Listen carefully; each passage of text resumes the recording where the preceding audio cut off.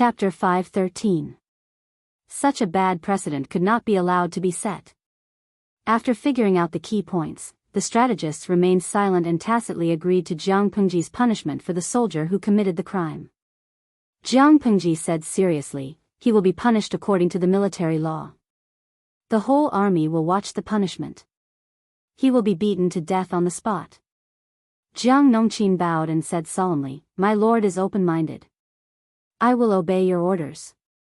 The audience in the streaming room who was watching the whole process exploded. They really did not expect the matter to be settled just like that. Yinjiniao, what the f*ck, did I hear wrongly? The male soldier's crime has been established? Shueqiao Shangtian Tiantai, someone who studies law, what kind of crime is this in our country? Bao Longation, do you need me to explain to you the crime of rape in our country? The crime of rape refers to the act of using violence, coercion, or other means against the will of a woman to have sex with a woman, or to have sex with a girl under the age of 14 intentionally. This is the accurate definition of rape in our country's criminal law. Do you understand? Bao Yiliankin, I understand. In other words, is it not a crime of rape for a woman to have sex with a man or a man to have sex with a man? Bao Shashanli, in theory, it is, but it is still a crime. It is just not a crime of rape. Mama, as a man with a handsome face, I suddenly feel that our country is very dangerous. Can I apply to migrate to Mars? Bao Wangjiimo, streamer, I feel that you can really go to heaven. When the female soldiers in your female battalion grow stronger, maybe you can consider setting up a men's protection association. After all, your female soldiers are very scary. If there is domestic violence, what will happen to the weak men and women? Bao Lu Zhanxian, by the way, am I really watching the streaming room in ancient times? The streamer's subordinates are very receptive. Jiang Pengji laughed involuntarily. It was not that they were receptive, it was obviously to prevent any loopholes in the language. Nowadays, men were prevalent in the world. The soldiers were ordered not to lay hands on civilian women. In order to vent their lust, they might lay hands on civilian men. Now there were signs. If they did not restrain themselves, it would be difficult to recruit soldiers in the future. Who would dare to come? Wei Ci and the others were only preventing people from taking advantage of loopholes and destroying the atmosphere. It was not to protect men's rights. They considered things with their own thinking, which was very different from the viewers in the streaming room. At that moment, Jiang Nongqin straightened her body and asked Jiang Pengji after some deliberation. Does the Lord still remember a recruit named Dian Yen? Dian Yen? Everyone present was no stranger to this name. After all, Dian Yen was either staying in the military camp or temporarily staying at Wei Ci's house. Jiang Pengji said, "Of course I remember. I even told Han Mei that if Dian Yen completes his recruit training, he can be transferred to my side." After Wei Ci heard this, he secretly glanced at his lord and sighed to himself that the fate between his lord and Dian Yen was indeed destined. "What's the matter with the recruit?" she asked. Jiang Nongqin told him what she saw. She said, "The soldier who committed a serious crime was caught by this person. When I saw him, I saw dozens of human heads hanging on his shoulders and waist. He was very brave. I think this person is a promising talent." Jiang Pengji's fingers tapped on the table. She originally wanted to wait for Dian Yan's training to end before transferring him to her side and nurturing him. This person was born to be a general. If he was properly nurtured, he would definitely become a talent. Now that he had made a name for himself on the battlefield, it was indeed time to promote him. Thinking of this, Jiang Pengji said, "I'll remember this." Conquering Qingan district required people everywhere. Dian Yen came forward himself. If she did not get a strong man to work for him, it would be a disgrace to her nickname of Jiang Bapi. Although there was a general idea of the army farming strategy, it was not easy to carry it out. Jiang Pengji planned to throw this matter to Liyun, Dian Yen, and Su Ku. Liyun had experience in reclaiming wasteland and was more familiar with farming. Dian Yen and Su Ku assisted him. While they were discussing, the sound of powerful footsteps came from outside the door. Jiang Pengji knew who they were. Wasn't it Meng Han and Liyun? My lord, I have failed in my mission. I did not capture all the leaders of the Tsing-Yi army who escaped. Meng Han apologized. Liyun also looked ashamed. They sent people to chase after them, but they were not as familiar with the terrain as the Tsing-Yi army. Many of the leaders escaped. Wei Ci glanced at Jiang Pengji. Her expression was very calm. He could not tell whether she was happy or angry. He asked Meng Han, Officer Meng, do you know which direction those thieves ran to? Meng Han thought for a while and said, it should be the southwest. The southwest? Wei Ci frowned. Su Ku and Qiguan Rang's expressions changed slightly. It seems that we won't be able to rest for a while. The southwest was Maolin district, which was also the territory of the Tsing-Yi army. Now that they had taken over Qingan district and Xianyang district, it was equivalent to the two districts separating Maolin district in the southwest and Jiaoping district in the northeast. It made it difficult for the Tsing-Yi army in Fengyi County to look around. They were unable to gather their troops in one place. It was very easy to break through. There were a total of 4 districts in Fengyi County. With Qingan district as the center, Maolin district was in the southwest and Jiaoping district was in the northeast. Xianyang district, which was owned by Jiang Pengji, bordered these 2 districts.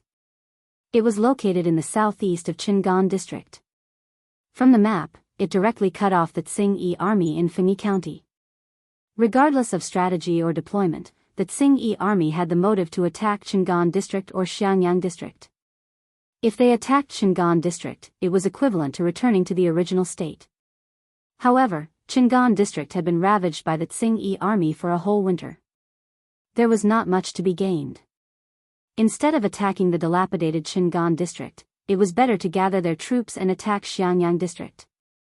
Xianyang district was the largest district among the 4 districts in Fengyi County. Now that Jiang Pengji had governed it in an orderly manner, the people were rich and the products were abundant.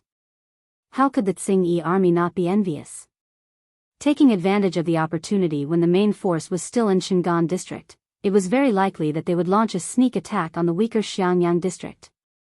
Su Ku asked, My lord, are we sending troops back to assist now? Jiang Pengji suddenly sneered and said, why should we send troops back to assist Xianyang district? We left quite a number of troops there. The siege equipment used for defense is also very sufficient. With Huayu and Luoyue guarding it, what do you think the possibility of losing the city is? Qiguan Rang tapped his feather fan leisurely and said, My lord, are you thinking of giving them a taste of their own medicine? Jiang Pengji squinted her eyes. Some malicious glint flashed in her eyes. If Jiaoping district and Maolin district really send troops to attack Xianyang district, we'll go all the way. We'll directly split up our troops and destroy their lair. Everyone was speechless. That's amazing, my lord. Wei Ci chuckled helplessly. It seemed that he really could not restrict her from going to the battlefield in the future. Seeing that she had nowhere to vent her anger, the Tsing-Yi army became her punching bag. Her idea was quite good, but it was more conservative. She could only launch a sneak attack on either Jiaoping district or Maolin district. In order not to be obstructed by the strategists, she stubbornly chose to split up her troops to attack the city. The troops would be split into 2. She would lead one group to launch a sneak attack, while the others would go to the other group to launch a sneak attack. Chapter 5:14. As it turned out, Wei Ci knew Jiang Pengji's temper quite well. It was as he had predicted. Send scouts to observe the movements of the Tsing-Yi army in Jiaoping district and Maolin district. Report to me immediately if there are signs of sending troops. Jiang Pengji squinted her eyes. She originally wanted to gradually encroach on the 4 districts of Fengyi County. Step by step, steadily and surely. However, the Tsing-Yi army courted death and gave her such an opportunity. As long as they dared to attack Xianyang district, she dared to make them lose their nest. Yes. Meng Han accepted the order. I will obey. Most of the scouts were in the vanguard battalion. This task naturally fell to him. Su Ke said, "My lord, we don't have enough troops now. If we split our troops to attack Maolin district and Jiaoping district, I'm afraid we won't be able to do it." After he finished speaking, he secretly glanced at Qiguan Rang and Wei Ci, hoping that they would come forward to persuade their lord. However, Qiguan Rang also liked to take risks. Jiang Pengji's unconventional way of sending troops was more to his liking. As for Wei Ci, he knew that it was not easy to persuade his lord. If he dared to dissuade her this time, she would stir up more trouble next time. If the Tsingyi army wanted to attack Xianyang district, based on the previous battle situation, they would definitely mobilize a lot of manpower. When Jiang Pengji first came to Xianyang district, the Tsingyi army had 10,000 men stationed there. Didn't they still get wiped out by her? Therefore, if they went to Xianyang district, they would just be sending themselves to die. They were not a threat at all. If they wanted to see the hope of breaking through Xianyang district, they would have to mobilize most of their troops. The Tsingyi army's rear would definitely be weak. It was not impossible to occupy Jiaoping district and Maolin district at the same time, but it required courage and strong judgment. Su Ke saw that they refused to speak and immediately understood their intentions. He could only sigh faintly. He could not do anything alone. It was impossible to change his lord's decision. Jiang Pengji sat on the seat of honor and said, "This matter is temporarily settled. If the Tsingyi army in Jiaoping district and Maolin district sends troops, we will send troops to destroy their nest. If they know their place, we will allow them to be free and unfettered for a while." Whether to mobilize troops again depended on the actions of the Tsingyi army. Currently, Jiang Pengji was still facing the reconstruction of Qingan district. Because of the experience of Xianyang district, it was not difficult to rebuild Qingan district. However, there were still many problems in front of her. The biggest problem was the people of Qingan district. Because of the Tsingyi army's wanton disturbance, the young people who could escape had already thought of a way to escape. Now, most of the people who remained in the city were old, weak, sick and disabled. Each of them was emaciated and sallow from hunger. Every household's rice jar had no stored food. Even if they had stored food, they did not dare to light a fire to cook. They were afraid that the smoke from the chimney would cause the Tsingyi army to plunder. They could only soak the uncooked rice in clear water and soften it slightly before eating it raw. Hearing the news from Su Ke and the others, Jiang Pengji's slightly cheerful mood became heavy. "How many people are there?" Jiang Pengji asked. "It is estimated that there will be no more than 3,000 people," Su Ke replied. What was more serious was that the 2,000 people were physically weak due to the long-term lack of salt intake. Even if Jiang Pengji provided them with food, not many of them could be used as effective labor force. In this way, the situation in Qingan district was much worse than that in Xianyang district. Now that they haven't figured out the movements of the Tsingyi army in Jiaoping district and Maolin district, they can't easily mobilize their troops, in case they can't return in time to help. Jiang Pengji said, "I'll go and take a look myself." In another place, 31 troops who broke the law were punished. Fortunately, the circumstances were not very serious. They were just taught a harsh lesson. According to the military camp's rules, the only remaining soldier had to be beaten to death in front of at least one battalion of troops to serve as a warning to others. The person who carried out the punishment was Jiang Nongqin. The soldier was tied up and sent to the military training ground that was temporarily cleared. Jiang Nongqin read out the soldier's crime with a cold expression. All the troops were in an uproar. They had only heard that raping a woman was a crime, but they had never heard that raping a man would also be punished according to military law. However, the military law clearly stated that one could not rape a commoner. The victim was a commoner, so naturally, the soldier had broken the military law. Of course, the soldiers didn't say anything about the verdict, but they were still doubtful and opposed it in their hearts. The man was originally a member of the Tsingyi army's brothel. Was it considered a violation of military law to touch him? It couldn't be, right? However, they didn't dare to voice out their doubts. Instead, they silently remembered it in their hearts, in case they accidentally stepped on a mine in the future. According to military law, he'll be beaten to death. Jiang Nongqin read out coldly. Execute.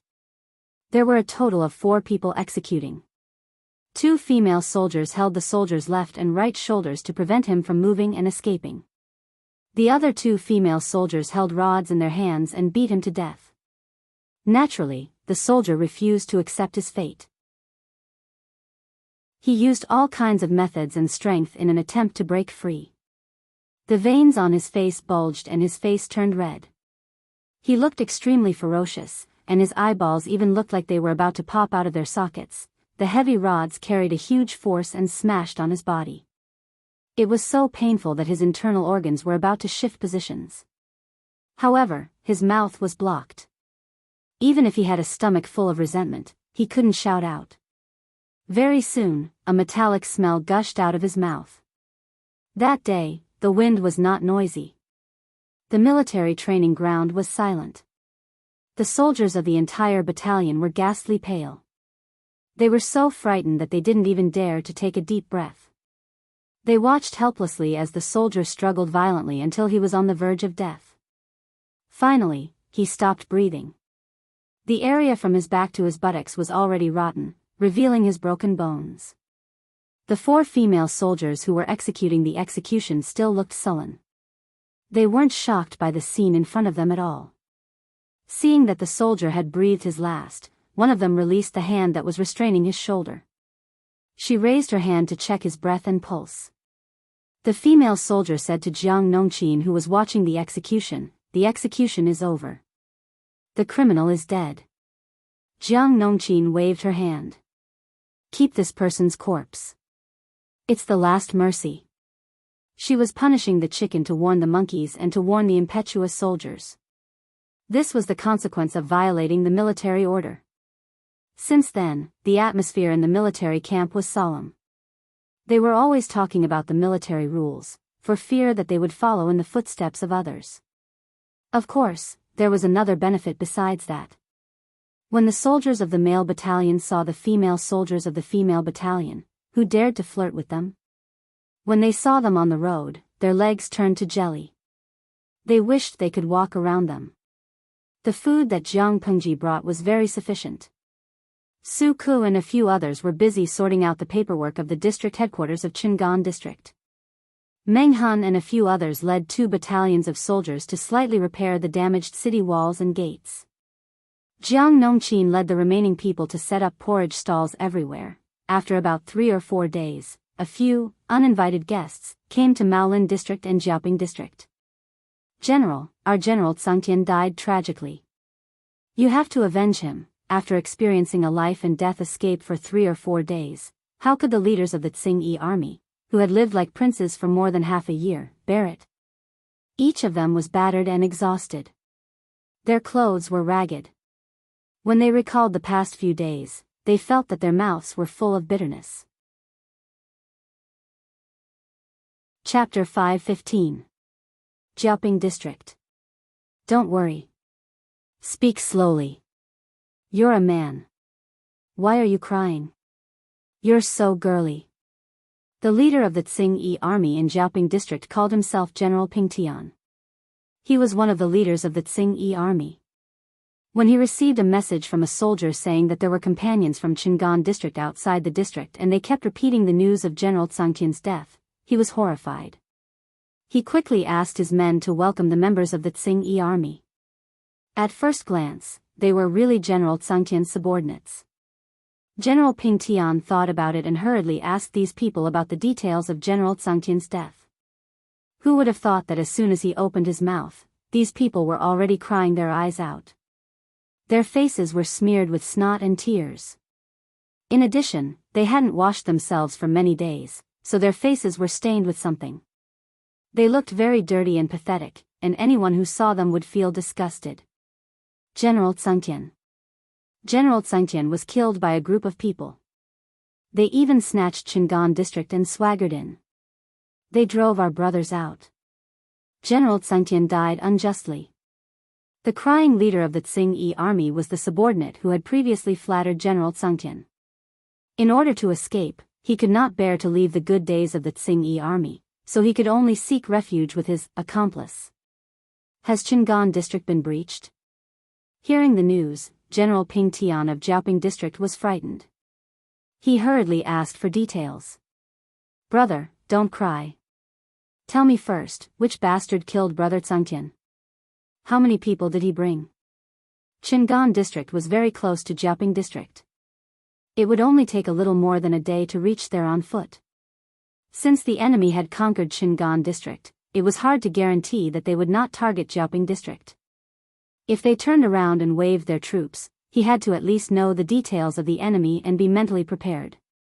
Hearing General Pingtian's concern, the leaders of the Tsing-Yi army, who had abandoned General Tsangtian's corpse and fled, cried even more sadly.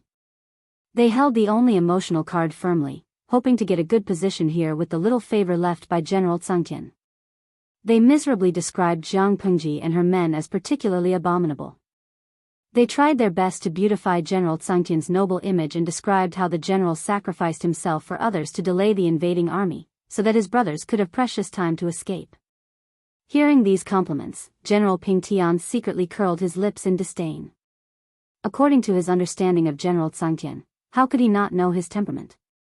If he could abandon his subordinates in exchange for his own life, he would definitely do it by hook or by crook. How could he sacrifice himself for others? However, it was not appropriate for him to say this out loud. He also revealed a rather moved and sad expression, matching the other party's acting skills. After a long time, General Ping Tian finally found out who had conquered Qingan district. Xiangyang district. This is not easy. That's a tough nut to crack. No one has been able to crack it for half a year. The Tsing-Yi army only knows how to plunder, how would they know how to build? No matter how good the cards were, when they fell into their hands, they could only play out the worst situation. Qingan district had been destroyed to such an extent that they were so poor that they couldn't even find a grain of rice. General Ping Tian knew how to restrain himself. He did not drive the people of Jiaoping district to a dead end in one go. However, he still took advantage of them from time to time and plundered them again and again. The people were miserable and there were often people who wanted to escape. General Ping Tian did not know about other things, but he knew that there were no commoners in the district city. There was only the Tsing-Yi army left. In that case, how could he still be considered a general? Therefore, he cracked down on any attempt to escape and captured all the commoners who had escaped. However, life forced the commoners. Even if they risked being killed by the Tsing-Yi army, there were still commoners who tried to escape. In the face of this phenomenon, General Ping Tian was of course so angry that he gritted his teeth. At the same time, he was even more envious of the nearby Xiangyang district. However, the district city was as tough as a tortoise's shell. It was not easy to go anywhere. Hearing that Xiangyang district had taken the initiative to attack Qingan district, General Ping Tian was extremely flustered.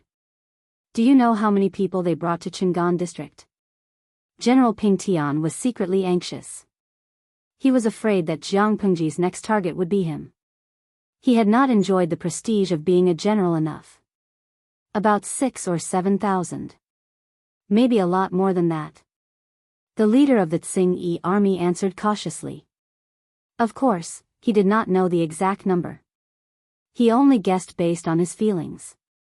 How could there be a small number of people if they could conquer Qingan district so easily? Little did he know that it was precisely his nonsense that made General Ping Tian develop greedy thoughts that he should not have. 6,000 or 7,000? General Ping Tian asked in surprise. Are you sure there are so many? There should be.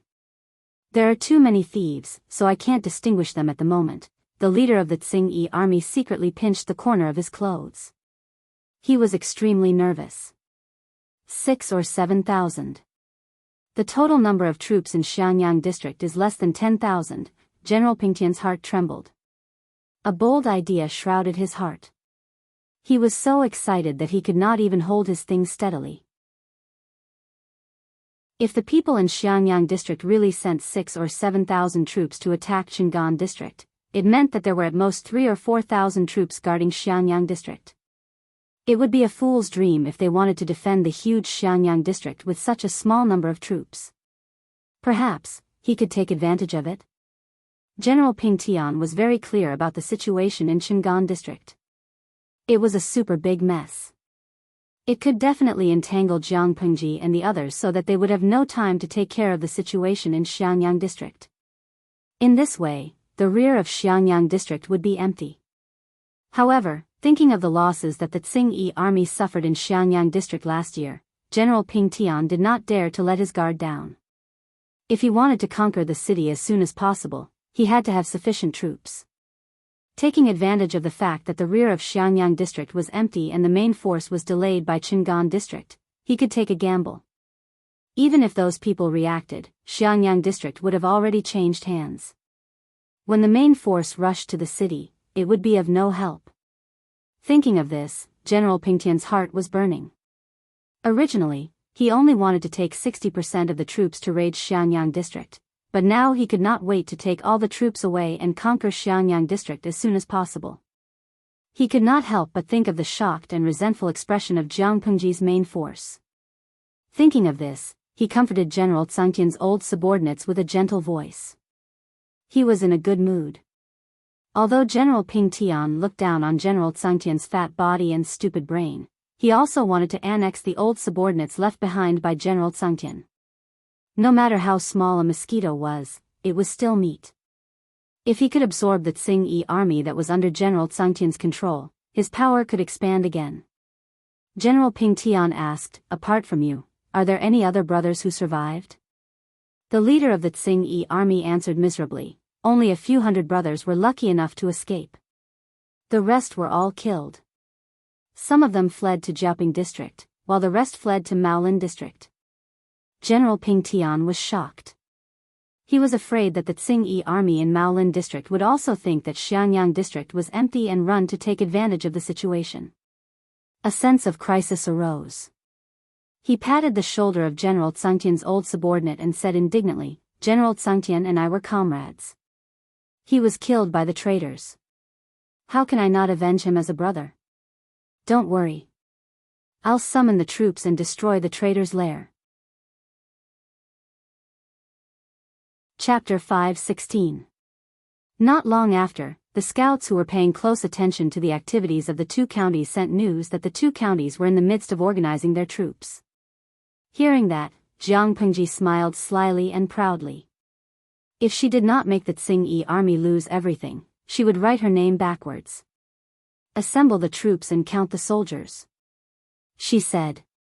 "Summon the gentlemen and the lieutenants." Just as Wei Ci thought, Jiang Pengji planned to split her troops into two groups.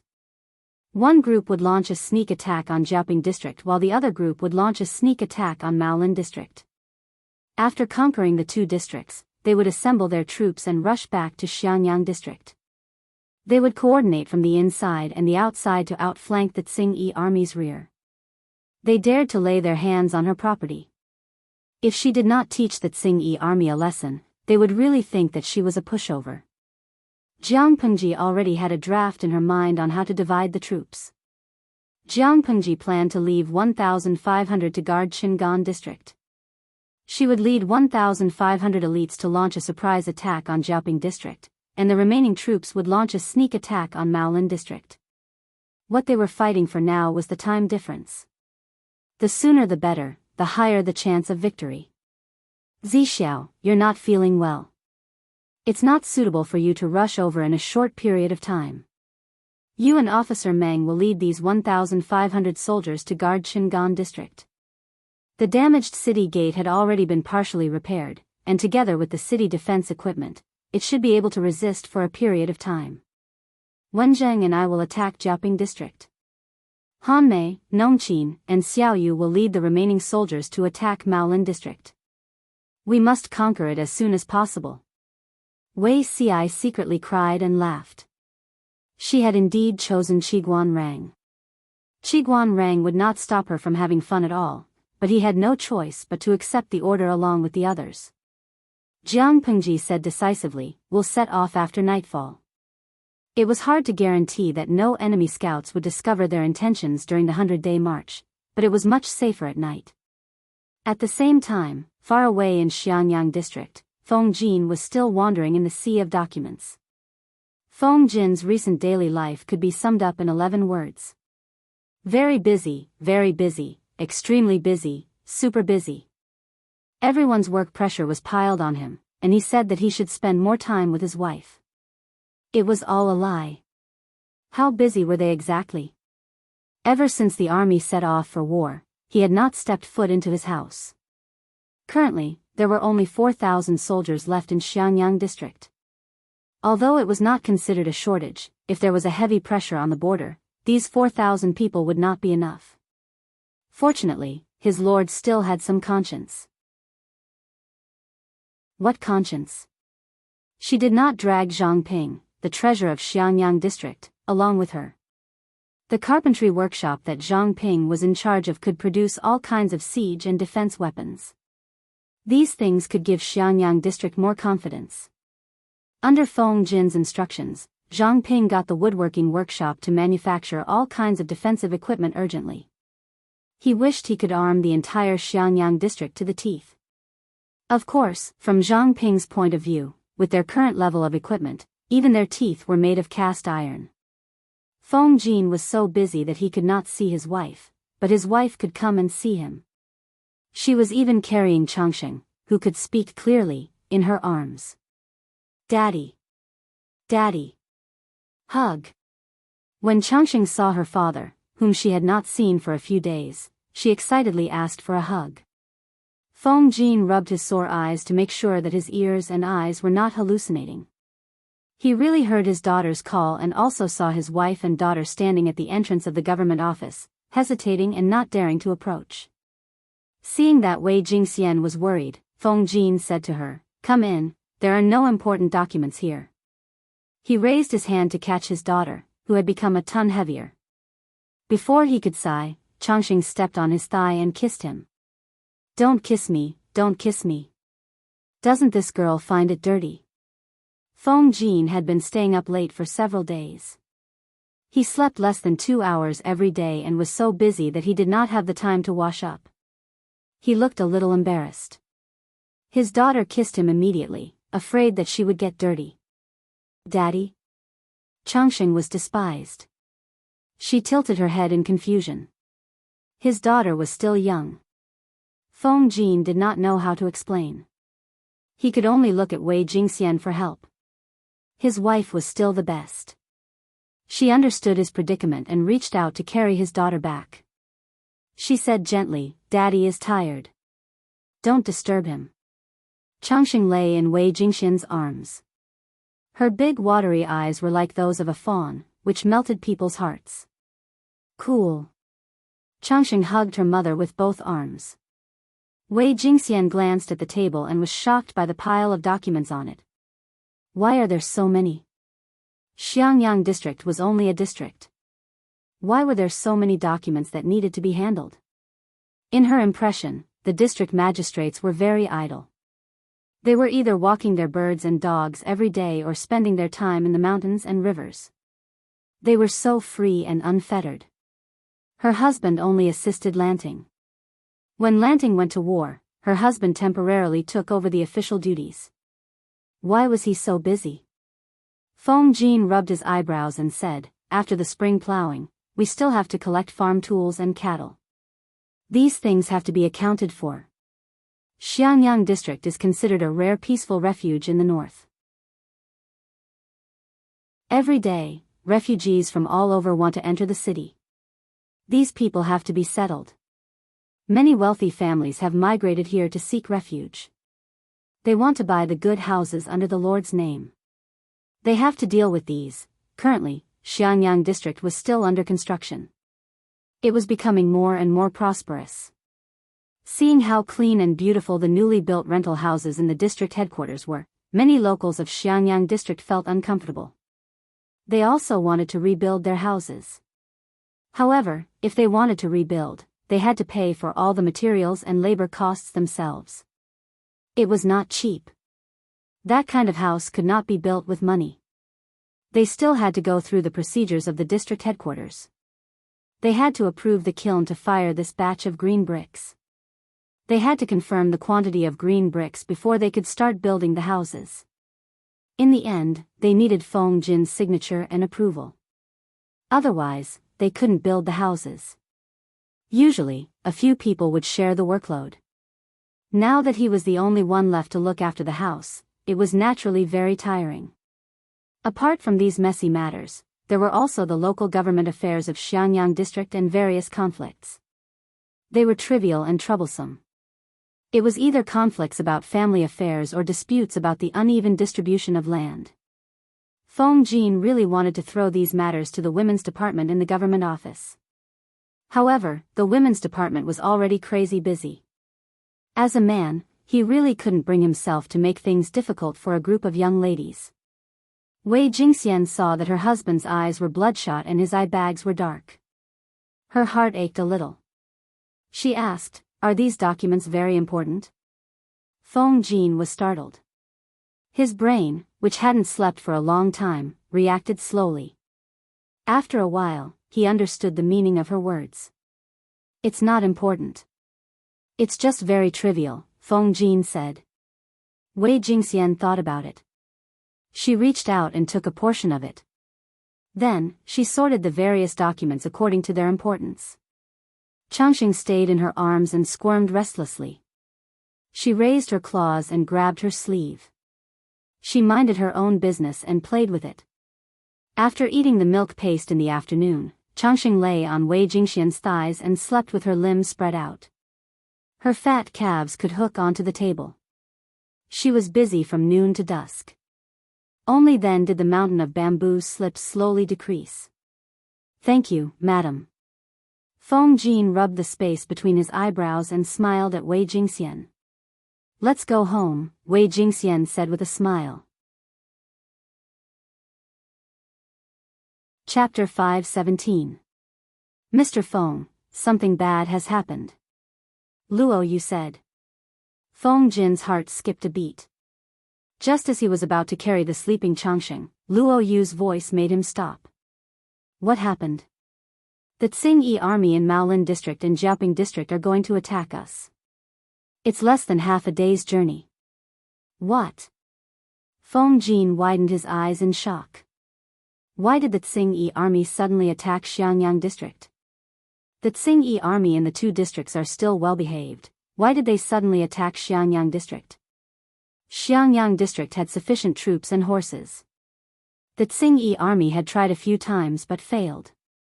Why would they take the initiative to find trouble now? Could it be? Feng Jin's brain started to work again. He quickly figured out the crux of the matter. It was most likely that Qingan district had been conquered. The other two districts thought that Xiangyang district was weak and wanted to take advantage of it. He secretly gritted his teeth.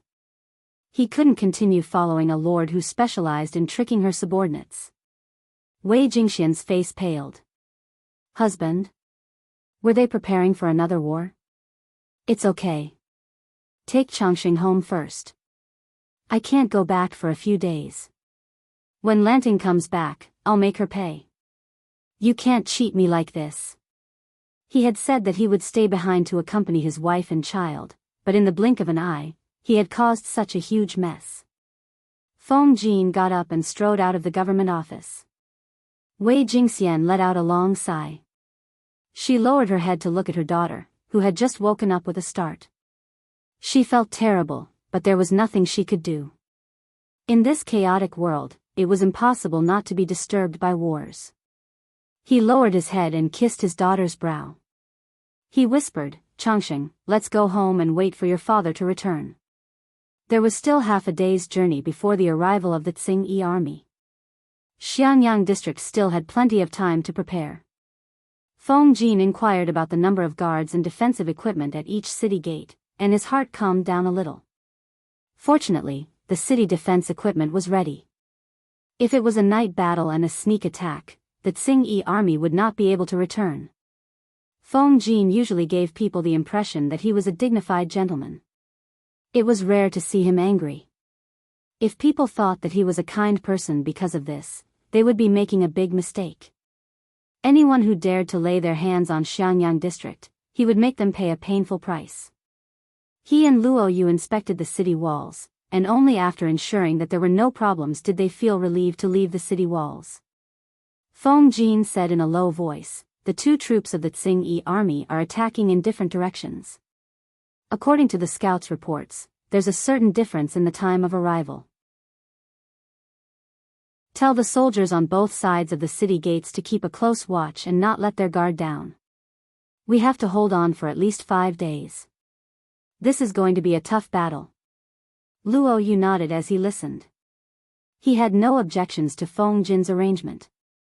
After a while, Feng Jin suddenly said, "Oh right, after nightfall, no matter who it is, the city gate must not be opened." Luo Yu's heart tightened. These words had a profound meaning. Could it be, what you mean is that, there are spies from the Tsing-Yi army in the city? Luo Yu asked. Feng Jin frowned and said, "That's hard to say. After all, when we first entered Xiangyang, we captured many members of the Tsing-Yi army. It's hard to guarantee that the former members of the Tsing-Yi army are not related to those enemies. It's always better to be cautious." Luo Yu looked indifferent on the surface, but he remembered these words in his heart. The current Xiangyang district was a paradise in troubled times that they had poured their blood, sweat, and tears into for half a year. No one was allowed to covet it. Even if he felt that the members of the Tsing-Yi army who had surrendered were completely loyal and would not rebel, nothing was absolute. It was better to be cautious. "I understand. I'll definitely pass this message to the guards at each city gate." In order to ensure that the soldiers had sufficient energy, they changed shifts every 2 hours after nightfall to ensure that everyone was full of energy. In the dark night, torches were lit on the city walls of Xiangyang district, like the only light in the world. Jiaoping district was the closest to Xiangyang district. It would only take them a day and a half if they traveled at full speed. It was already late at night when they arrived. One of the minions said, "General, it seems that the security in Xiangyang district is quite strict." General Ping Tian rode a tall and strong horse. This time, he brought more than 5,000 members of the Tsing-Yi army with him. Each of them was an elite. Those who stayed in Jiaoping district were old and weak. They were not suitable for long-distance raids. If he brought them along, they would definitely slow down the pace of the army. If it's not strict, why do you think this fat piece of meat hasn't been taken away? General Pingtian's heart skipped a beat. He said coldly, "I've sent people to investigate the situation in Xiangyang district in the past.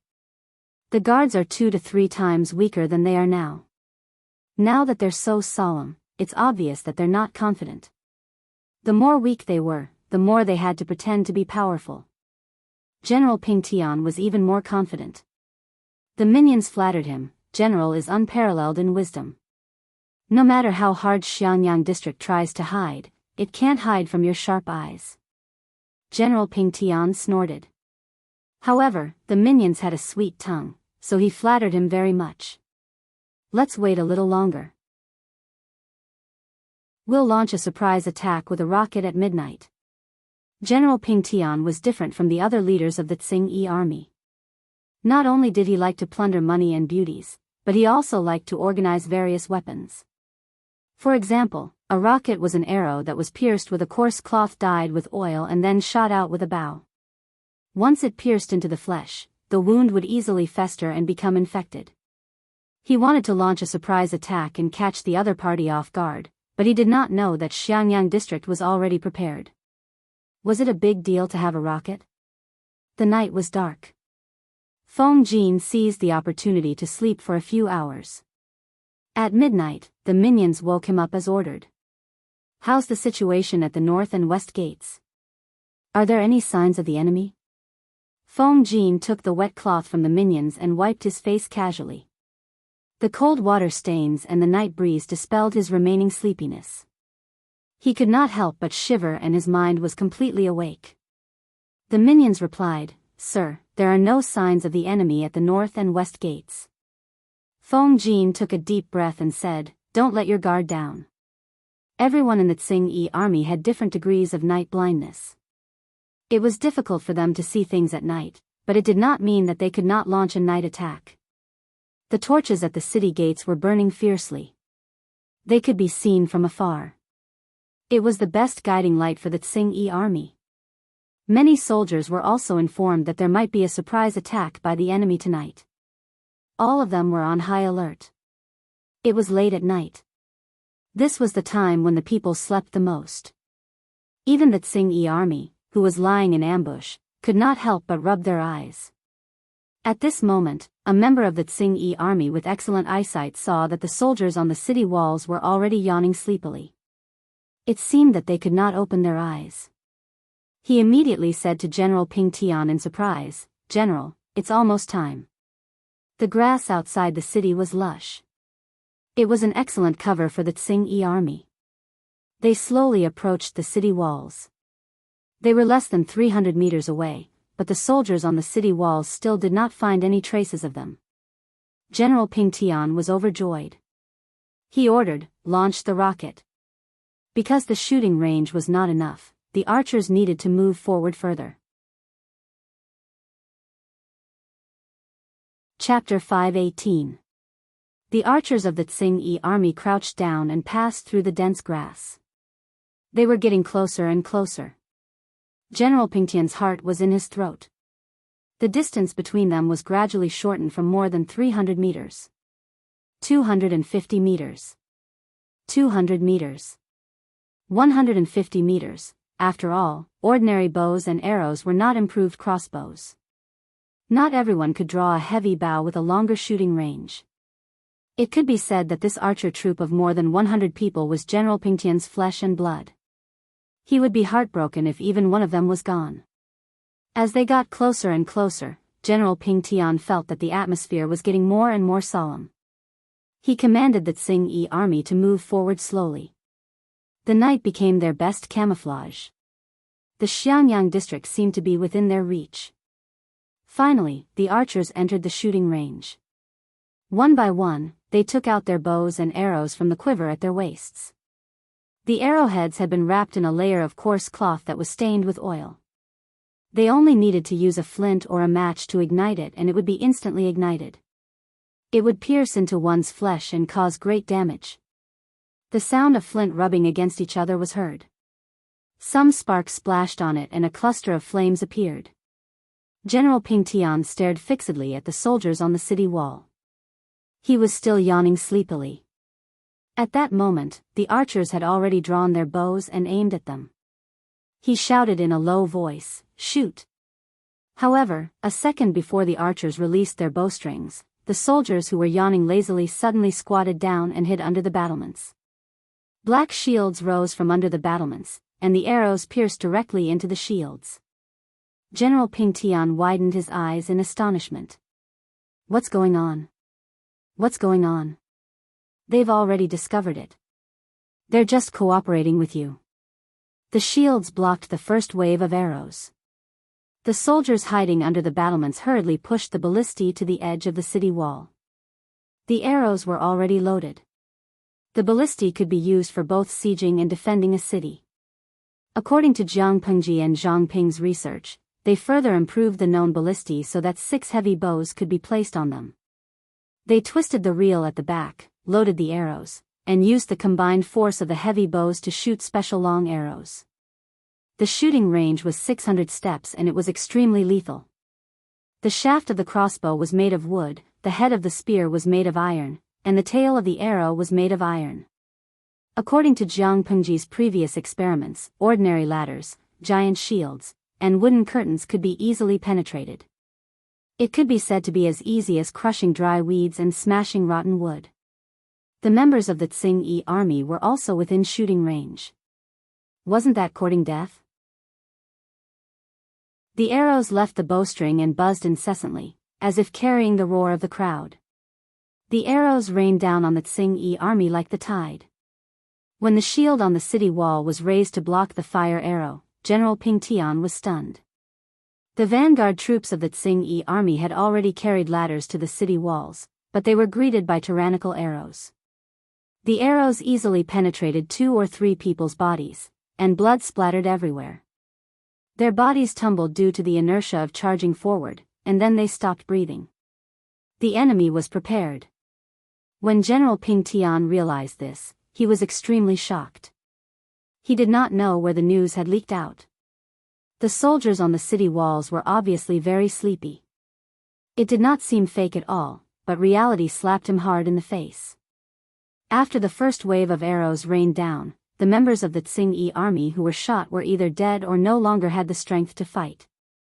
A strong smell of blood permeated the air. General Ping Tian gritted his teeth. He bet that Xiangyang district's defense was weak. As long as they climbed up the city walls, they would definitely win. They must not be scared off. Thinking of this, he roared, "Attack the city." The ladders were placed on the city walls, so the crossbows could not reach them. The members of the Tsing army would die faster if they escaped. No matter how fast they escaped, could they run 600 steps in an instant? In contrast, the city walls were closer to them. All of this was within Feng Jin's expectations. He raised his hand and covered his curled lips with his long sleeve. He also covered the bloodthirsty and fierce glint in his eyes. Prepare the rolling logs and stones. The city walls of Xiangyang district were not too high. The remaining members of the Tsing army had already approached the city walls after leaving 700 to 800 corpses behind. The archers stood in the blind spot of the crossbows and shot. On the other side, members of the Tsing army had already climbed up the ladders. The people who climbed up first were hit by the rolling logs and huge stones. They screamed and fell to the ground with a dull thud. Although the members of the Tsing army fell miserably like dumplings, there were still people who approached the height of the city walls. Below them, they carried the heavy logs and hit the city gates. Each sound seemed to hit the hearts of everyone. Feng Jin continued to command calmly. Among the troops, there were experienced veterans. Naturally, there were also new recruits who had yet to see blood. They were so nervous that their hands were trembling. However, under Feng Jin's loud and calm command, their trembling hands and rapidly beating hearts gradually calmed down. Their brains could not think of anything else at all. Their bodies followed Feng Jin's command to move the equipment or load the bows and arrows. The wooden shield was very heavy. It required 3 people to hold it together to be able to stand steadily. It blocked the many rocket attacks of the members of the Tsing army. Load the rocket, Feng Jin continued to command. The troops picked up the improved crossbows and lit the arrows. It was indeed difficult to move the crossbows, but it did not mean that they could not fight back. They would give them a taste of their own medicine. The rocket carried flames and pierced through the dark night sky. It pierced the members of the Tsing army who were climbing the ladder and successfully pushed a group of people down. "Sir, the pressure at the city gates is getting stronger and stronger," Luoyue, who was dressed in armor, ran up from below the city with a ghastly pale face. Feng Jin said, "It's okay. Continue." There was more than one group of members of the Tsing army attacking Xiangyang district. There was another group. As long as the city defense weapons were not exhausted, it was impossible for these people to climb the city walls. There was no doubt about the penetrating power of the improved crossbows. Coupled with the lethality of the rocket, almost every member of the Tsing army who fell from the ladder did not have a chance to wake up. It was not only because the rocket penetrated their bodies, there was another important reason: their companions stepped on their bodies to climb up the ladder. Even if their corpses were not completely dead, they were trampled into meat paste by these feet. Feng Jin continued to command the troops guarding the city. Everything was in order. Compared to the casualties at the bottom, the troops guarding the city were at most slightly injured. The logs below were still trying hard to hit the city gates. General Pingtian's face was already ghastly pale and black. The city gates could not be climbed up and the city walls could not be broken. Could it be that the military strength of Xiangyang district was not as few as he thought? His firm heart had begun to waver. However, he had no way out now. If he retreated at that moment, he would definitely be annexed by the nearby Tsing army. In serious cases, he might even lose his life. There was no possibility of him turning back now. He could only bite the bullet and go forward. At that moment, He hoped that the Tsing-Yi army in Maolin district would attack Xiangyang district. In that case, the chances of winning would be greatly increased. The sound of hitting the city gates continued. Not only were there soldiers resisting inside the city gates, but there were also thick and heavy green bricks. Yes, Feng Jin had moved tens of thousands of green bricks produced from the brick kiln to the city gates to block them. Even if the Tsing-Yi army used all their strength, would they be able to break it open in a short time? Chapter 5:19.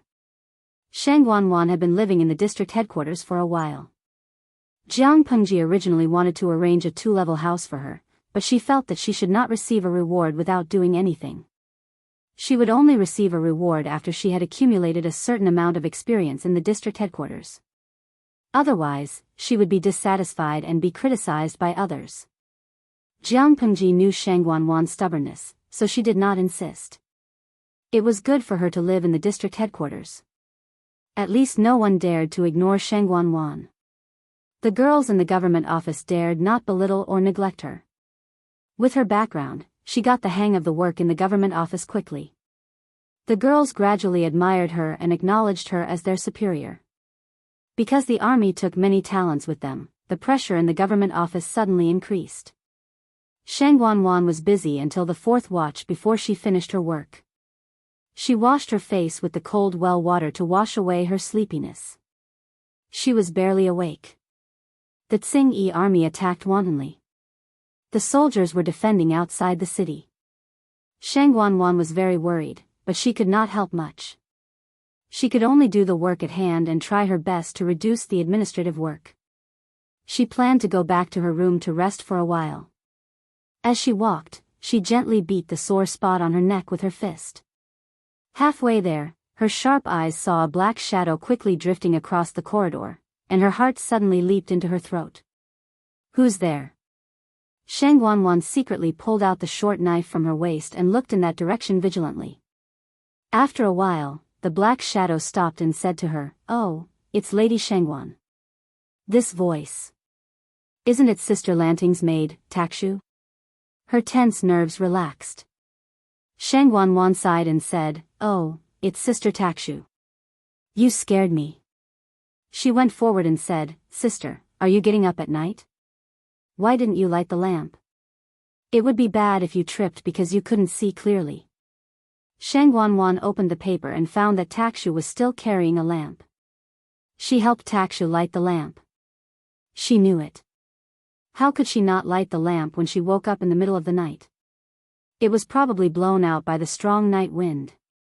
"Thank you, Lady Shangwan," Takshu said gently. "Did you just come back from the government office?" "Yes, there are too many trivial things in the government office. But thinking of the chaos outside, these things have become sweet burdens." Shang Wanwan felt that she had found a new self.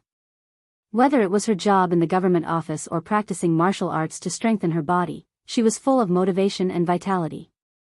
Takshu was still gentle. She held the lantern and said, "It's dark outside. Lady Shangwan, go back to your room and rest. You still have work to do tomorrow." Shang Wanwan's room was very close. She declined Takshu's attempt to give her the lantern, waved her hand, and returned to her room while yawning. Takshu stood rooted to the ground for a long time. It was not until Shang Wanwan opened the door and lit the candle in the room that she revealed a strange smile. She turned her back to Shang Wanwan's room, raised her hand to the side of the lantern, and gently blew on the candle inside, extinguishing the flame inside. If Shang Wanwan had looked more carefully and focused, she would probably have noticed Takshu's abnormality. The clothes she wore on the outside were obviously much larger and did not seem to fit her body properly. The lapels of her clothes were grayish-brown in color. Takshu quietly left the district headquarters and took off her clothes, revealing her grayish-brown clothes. This was the uniform of the female battalion. She folded up her outer clothes and placed them in a corner of the alley. She stood rooted to the ground for a while. She looked at the west and north gates in the distance, and a hint of ruthlessness flashed in her eyes. After a long time, her figure disappeared into the darkness and shadows. She did not go to the west and north gates, but to the south gate. At the moment, the battle on Feng Jin's side had already entered a state of bloodthirst. Occasionally, one or two members of the Tsing-Yi army would climb up the city walls. The soldiers would also work together to smack them down with their heavy shields. There were already several piles of corpses at the foot of the city walls. The Tsing-Yi army stepped on their corpses and climbed up, getting closer and closer to the city walls. Below them, the frequency of hitting the city gates became faster and faster. Every time they hit, a layer of wall dust would fall. Dozens of cracks had already appeared on the sturdy city gates. It looked like it was about to be smashed. General Ping Tian secretly gritted his teeth. Is this gate made of copper and iron? It's already so rotten, but it still hasn't been knocked open. Finally, when the Tsing-Yi army was about to exhaust their strength, the city gates that could not bear the burden were finally scrapped. However, what blocked their way was a thick brick wall made of solid green bricks. There was no one behind the city gates to stop them. A group of soldiers were using green bricks to block the entrance. F***CKU. General Ping Tian could not help but curse when he saw the situation. On the city walls, Feng Jin ordered someone to bring the wolf's fang slap over. He planned to teach the Tsing-Yi army a lesson. Luo Yue had already rushed to the south gate to guard. It was estimated that another group of Tsing-Yi army would arrive soon. Bring the wolf's fang slap. Feng Jin's voice was already hoarse. Even though he tried his best to shout loudly, he seemed especially weak in the midst of the battle cries. What was the wolf's fang slap? It was a rectangular object that was slightly flat. The surface was covered with sharp, thick, and long iron nails that were like wolf's teeth. There were buckles at the four corners, and they were hooked to the city walls with sliding ropes and pulleys. If the enemy intended to climb the city walls to attack, they could use the wolf's fang slap to hit them. With one slap, there would be dozens of bloody holes on the body. There were still plenty of weapons to defend the city, but the Tsing-Yi army was already showing signs of defeat. In particular, the Tsing-Yi army was filled with joy. They spent a lot of effort to break through the city gates, only to discover that the entrance had been blocked by countless neatly arranged green bricks. Breaking through them was no different than breaking through a city wall. That kind of feeling was simply terrible. Initially, they thought that they would be able to attack and take them down very quickly. They never expected the other party to be so well prepared and use all kinds of methods. General Ping Tian was stunned. He never knew that defending a city could come up with so many tricks. Now, he was in a dilemma. After fighting for nearly 4 hours, the Tsing-Yi army had lost many men. Occasionally, some soldiers on the city walls were injured due to carelessness. They only had ladders and bows and arrows to attack the city, but the other party had ballistae, improved ballistae, wooden shields, and fire arrows. If they were so capable, why would they hold up in the small Xiangyang district? Why couldn't they just go straight to heaven? General Ping Tian was so angry that he almost vomited blood.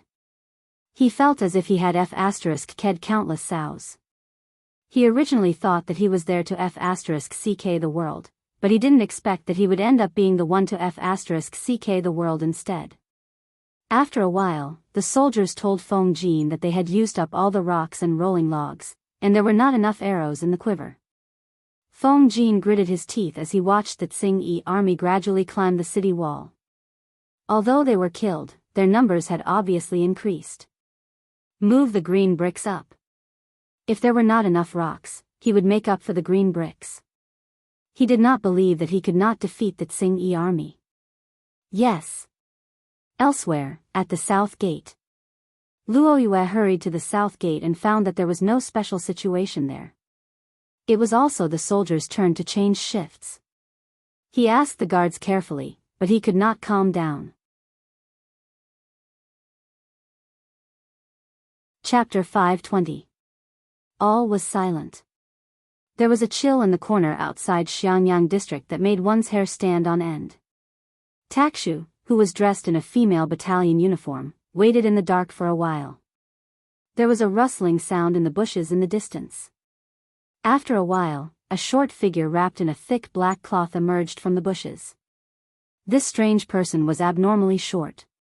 When he stood up, he was only a head taller than the lush bushes outside the city.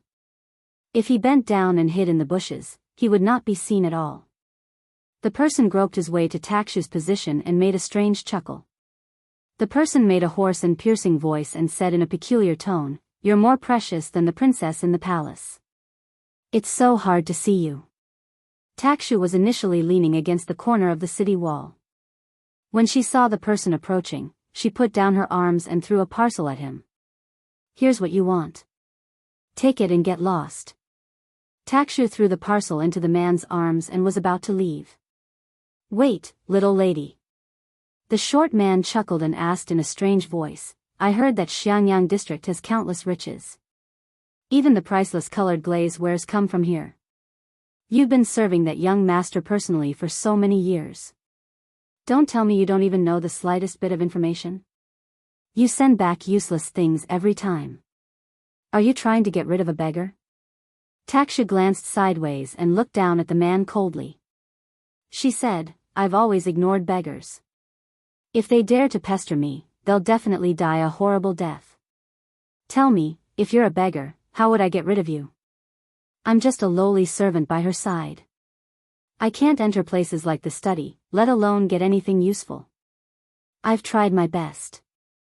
The man saw that Takshu was a little angry and quickly comforted her. "Don't be angry, little lady.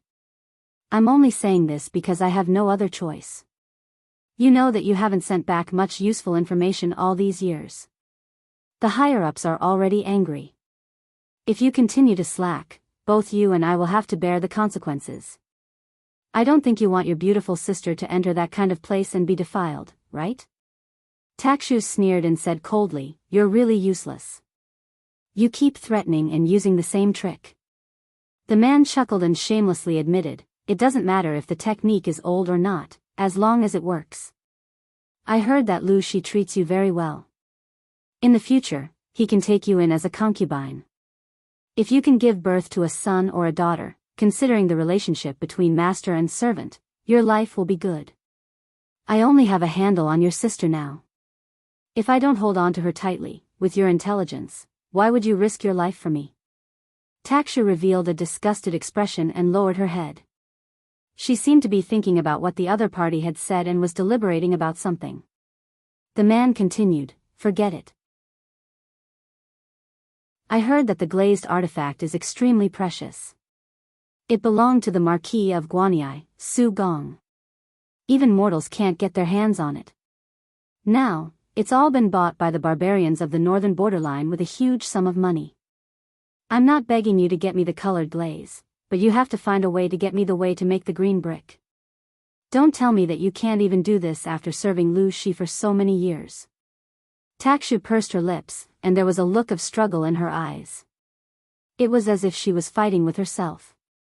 After a while, she said, "I'll try my best, but I can't guarantee that I'll be able to get it. You know that Lu Shi is extremely vigilant. Apart from herself, she doesn't trust anyone. Even I can't know all her secrets.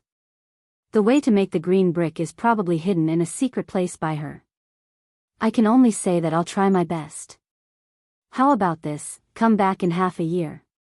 "Half a year?" The man's voice suddenly rose. Takshu sneered. "Half a year is already very stressful. Lu Shi is no longer the young man who can be easily fooled. Now, he's as shrewd as an old fox. Even the slightest abnormality will be suspected by her. If I'm exposed, the last pawn that you've placed by her side will be useless. Who will pass on her news to you in the future? Xuanmei has already defected. Don't expect her to be useful." The man hesitated and struggled in his heart. He still felt that half a year was too long. Takshu continued, "She brings me with her wherever she goes now, and the county residence is usually strictly guarded. If she hadn't gone to war this time, how could I have found a chance to contact you? Half a year is stressful enough. If you think it's too long, get yourself another pawn." The man was almost choked by Takshu's words. If it was so easy to place pawns, why were there only Takshu and Xuanmei after so many years? Xuanmei had hugged Lu Shi's thigh a long time ago and remarried.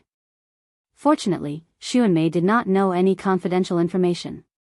Otherwise, how could she be alive? Takshu was different. She was cruel and merciless, but she had helped them do many confidential things. It was not easy to raise a talent, and it was even more difficult to raise a talent who could avoid Lu Shi's eyes and ears. Although Lu Shi had been depressed for a while because of the death of his beloved wife, he was still very strict with his supervision and cleanliness of the backyard. He had quietly gotten rid of all the spies he had planted. One by one, they had died a miserable death. His methods of killing were extremely cruel.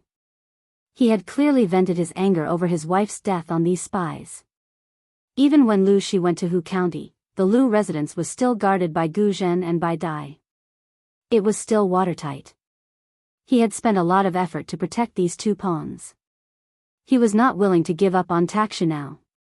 The man said, "All right, I'll give you half a year. You must get the method to make the blue brick." Takshu nodded. Her cold expression became a little more gentle. In the end, she asked hesitantly, "How is my sister doing now?" The man said unhappily, "She's not much worse than the Empress's life. She's doing well." "That's good." Takshu heaved a sigh of relief. Before she left, the man asked again, "Are there really no other daughters in the Lu residence?" Takshu's expression did not change. "No. Isn't the only daughter of a mistress married into the royal family?" The man muttered to himself and left with the small bag that Takshu had given him. Before he left, he did not forget to remind her. "Takshu, we've known each other for more than 10 years. You and I both know that don't be as silly as Xuanmei. We have to be loyal to our master so that we can have a good life in the future. Remember, we are the most obedient dogs of our master. We can only bark when she asks us to bark. Otherwise, we'll be barking wildly. That's mad dogs. Don't be won over by Lu Shi." After the man finished speaking, he went back into the bushes. The night wind blew, and the darkness of the night covered Takshu's strange and cold expression. "Who said that I'm loyal to your master or Lu Shi?" Chapter 521. Seriously, letting a bunch of weak women guard the city gate. Is there something wrong with the higher-ups' brains? At the south gate, the soldier guarding the gate yawned and squeezed out 2 drops of tears from the corner of his eyes. He complained lazily. His companion, who was patrolling with him, lowered his voice and said, "Don't talk nonsense. We can't afford to offend those women." "What's wrong?" The soldier raised his right eyelid lazily and said disdainfully, "I used to be a bandit. Although I've turned over a new leaf, it's not like I haven't tasted women before.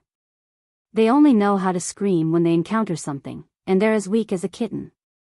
Before the soldier turned over a new leaf, he was a bandit who robbed houses. It wasn't that he was bad by nature, but that life was too harsh. Like the youths in the village, he had no choice but to become a bandit. Otherwise, he wouldn't be able to survive. There were many bandits like him who were recruited to turn over a new leaf. Now that he had become a good person and stopped committing crimes, it didn't mean that everything in the past could be written off, nor could it be treated as if nothing had happened. His companion lowered his head and thought for a while. "The other women are like that, but these, it's best not to say that." Seeing his companion's secretive look, the soldier was surprised and asked curiously, "What's so special about these women?" His companion thought for a while and said, "In short, they're different from those who only know how to cry and drag us down. The spears in their hands aren't just for show. They're all used to kill people, and they know martial arts too. Unfortunately, I heard that the higher-ups have decreed that these female soldiers can only retire from the army at the age of 24, get married, and have children. Otherwise, I really want my mother to propose marriage." The soldier almost burst out laughing. "You blockhead, you're really strange. You don't want a fragrant and soft woman, but a female worm? You're really young and don't understand the taste of women. When you're older and more knowledgeable, you'll know what a real woman is." His companion blushed at the soldier's teasing. How could he not understand the meaning behind the soldier's words? However, he still shook his head honestly and lowered his voice with a hint of embarrassment. I think a female worm is pretty good. Let her be fierce, his companion said a little uneasily. But, isn't the world different now? He heard from his brothers that the man-eating beasts of the north borderline coveted Dongqing. Say, if the wife he married met those beasts and only knew how to cry and scream, wouldn't she be pinned to the ground and gang raped in the end? At least I have a life, but what if I get eaten? The soldier was taken aback, as if he hadn't thought of this. While they were talking, there were 2 female soldiers patrolling opposite them. What's the matter? The other side asked. The soldier replied, everything is normal. The 2 sides continued patrolling. Watching the 2 female soldiers leave, the soldier muttered, they're quite decent. At this time, the battle between North and West Gate had reached its climax. After the rubble was used up, pieces of green bricks faced the Tsing army and smashed them down one by one. By the time the extra bricks were used up, there was already a mountain of corpses and a sea of blood beneath the city walls. Both parties were already in a killing frenzy. More and more members of the Tsing army climbed up the city walls, while more members of the Tsing army were sleeping under the city walls. The soldiers on the city walls defended the territory of the city walls with their flesh and blood. They fought for every inch of land, and the sounds of killing resounded through the clouds. Tonight was destined to be a bloody night. No one could sleep in peace. Fortunately, the previous bloody battle had depleted most of the main forces of the Tsing army. In the end, only 600 or 700 members of the Tsing army could climb up the city walls.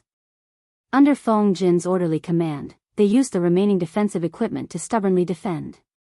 They advanced or retreated, making use of the geographical advantage of the city walls to slowly whittle down the strength of the Tsing army. In terms of defensive equipment, Xiangyang district did not lack it at all. However, they were fighting on 2 fronts, so half of the equipment was allocated to the other side. Feng Jin was tense all along. Even though he was standing at the back and commanding, there were still members of the Tsing army who rushed to him. Fresh blood dyed his wide sleeves and cloak red.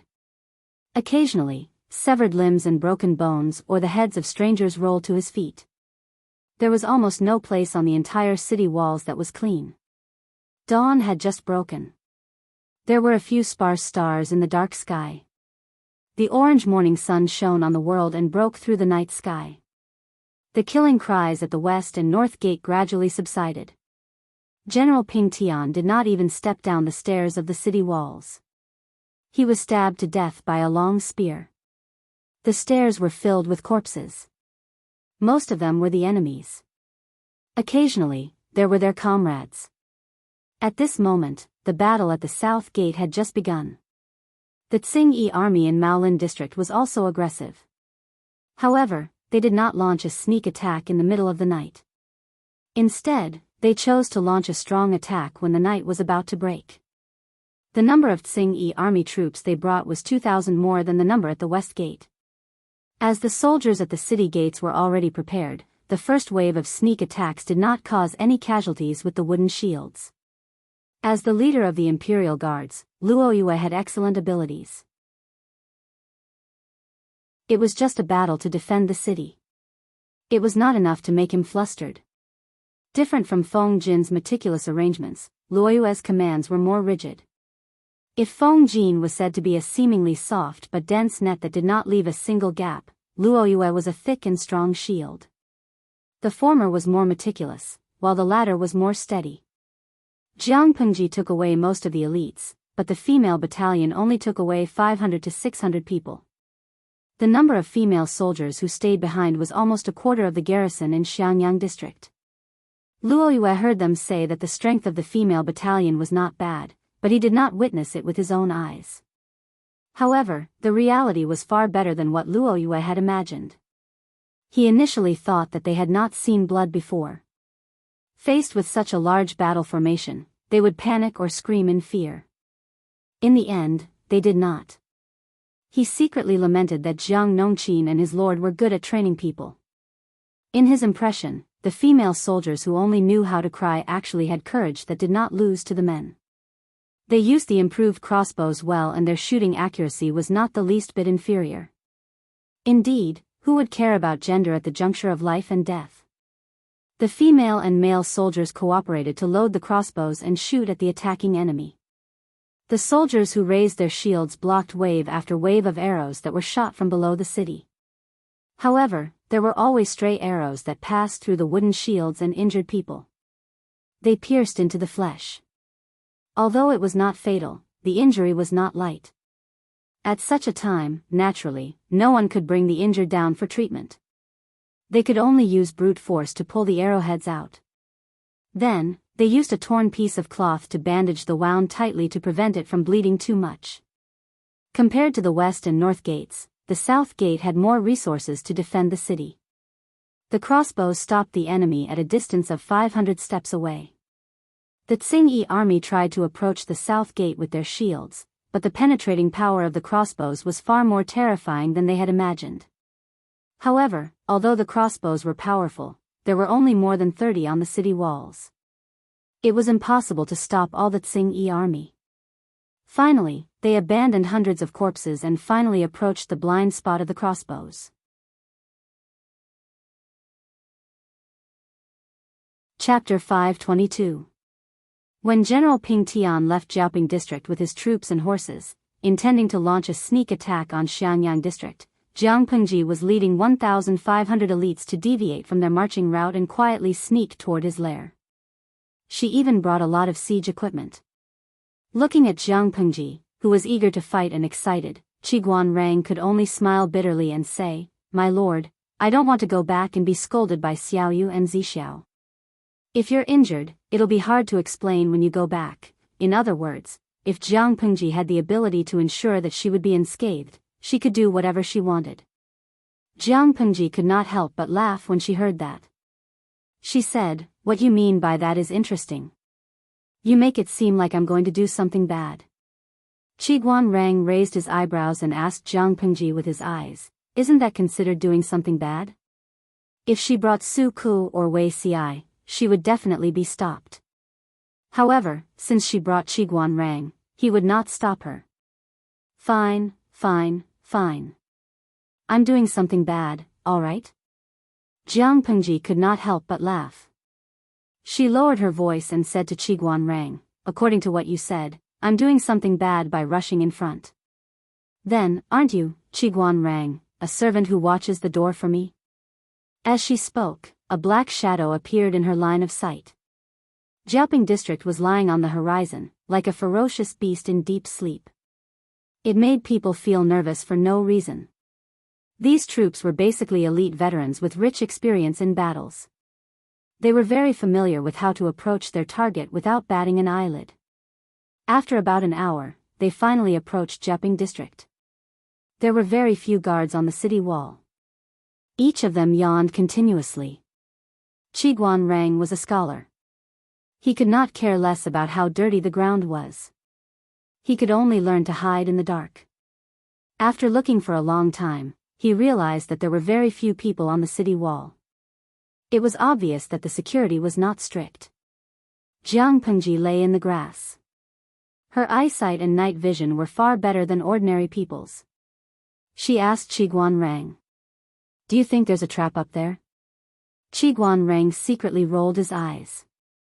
If he said there was a trap, would his lord obediently guard the rear? Definitely not. The Tsing army led at least 5,000 people out of the city. According to the news, there are at most 7,000 Tsing army soldiers in Jiaoping district. In other words, there are only about 1,000 to 2,000 Tsing army soldiers in the city. There are so few of them, it's not even enough for one bite. Qiguan Rang said carefully. Jiang Pengji's facial expression did not change. The leader of the Tsing army in Jiaoping district is an extremely magnanimous person. He doesn't have any abilities, yet he dares to bring so many people with him. Isn't he afraid that his nest will be destroyed? Jiang Pengji clicked her tongue and said sarcastically, "Wenjing, don't you think so?" Qiguan Rang indicated that he could not answer this question.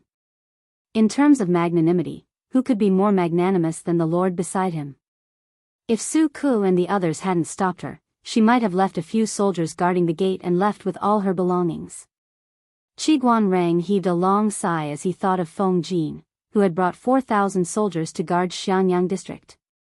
He sympathized with his brother very much. When his lord had just entered Xiangyang district, Qi Guanrang had guarded Xiangyang district. At that time, there weren't so many city defense weapons. They relied entirely on tactics and ruthless schemes, as well as the soldiers' bravery and fearlessness. Only then did they manage to repel the Tsing-Yi army. Of course, if the Tsing-Yi army had enough rations at that time, Xiangyang district would probably be destroyed. Therefore, as someone who had been through it, Qi Guanrang could completely understand the feeling of being bullied and wanting to curse at the same time. It felt extremely good. There were hundreds of thousands of viewers who had the same opinion as Qi Guanrang. Xinbang, trash streamer, how can a crow laugh at a pig? Reflect on yourself when you criticize others for being magnanimous. Jin Tianbuji, streamer, you're a typical example of a magistrate being allowed to do whatever he wants, but the people aren't allowed to light up the lamps. She's too overbearing. Nenjiajing, dear friends, you have to know that the outcome of a protagonist courting death and a cannon fodder courting death is different. Obviously, Jiang Pengji was the protagonist. Not only did she have the halo of a protagonist, but she also had powerful abilities. If she courted death, others would die. If the cannon fodder courted death, they would die. General Ping Tian was obviously such a cannon fodder. He was thinking about the delicacies in other people's pot and completely forgot that he was cooking porridge in his own pot. You're right, my lord.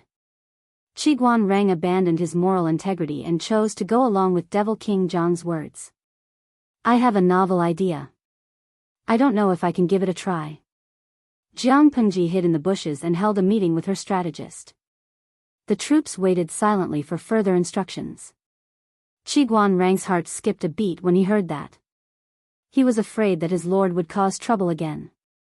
If anything happened to her, he was really afraid that Su Ku and Wei Xi would kill him when he returned. Su Ku was still alright as he was somewhat honest, but Wei Xi was weak and black-hearted. Qi Guanrang really did not want to offend him. What idea? Qi Guanrang asked. Jiang Pengji waved her hand and said to him, come closer and listen carefully. After listening, Qi Guanrang felt that he had opened the door to a new world. It turned out that attacking a city could be done this way. How dirty was his lord's heart? Even the mother river of Dongqing could not wash it clean, okay? On the other side, Li Yun, Su Ku, and the others led the remaining 2,000 troops to Maolin district at top speed. Along the way, no one dared to talk or joke around. Most of the troops were trained to march a short distance with heavy loads. Apart from Su Ku, who was a scholar and could not bear it, the rest of them looked all right. What was surprising was that the hundreds of female troops who were thought to be left behind followed closely, but their faces were pale. In comparison, Su Ku, who was panting while riding a horse, was the most useless in the entire army. Because they deliberately took a detour to avoid the Tsing-Yi army in Maolin district, the entire 2,000 troops rested and reorganized in a call in the mountains. They were prepared to attack Maolin district after the Tsing-Yi army left. Su Ku moved his legs uncomfortably, his face was ghastly pale. Li Yun, the honest lad, saw that Su Ku's movements were a little strange, so he opened his mouth to ask. Your inner thighs are torn. It hurts a little when you walk, but it will be fine after applying some medicine. I have something for you, sir. Do you want it? Su Ku's face darkened. He noticed that the surrounding people were looking at him suspiciously. He rejected them awkwardly. No need, I'm fine. Li Yun adjusted his breathing while showing concern for Su Ku. Sir, you don't look well.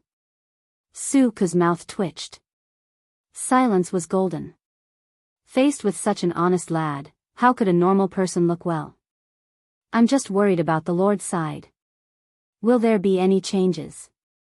Su Ku casually changed the topic.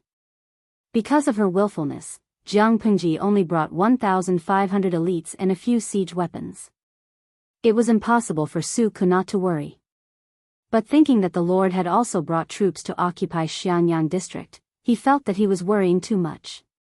Reality proved that his Lord's thinking was not something that ordinary people could understand.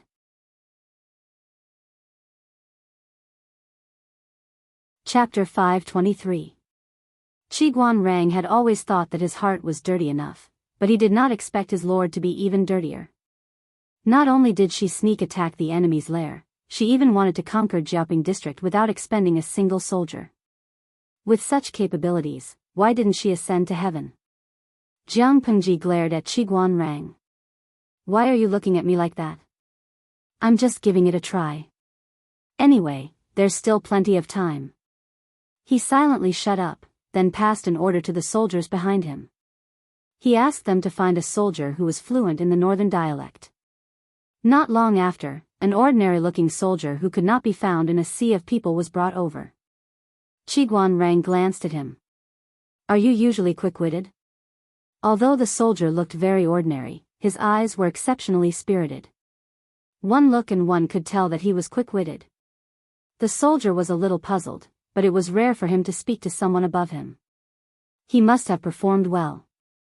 The soldier smiled foolishly and said, "Clever. I'm very clever. I'm not stupid at all."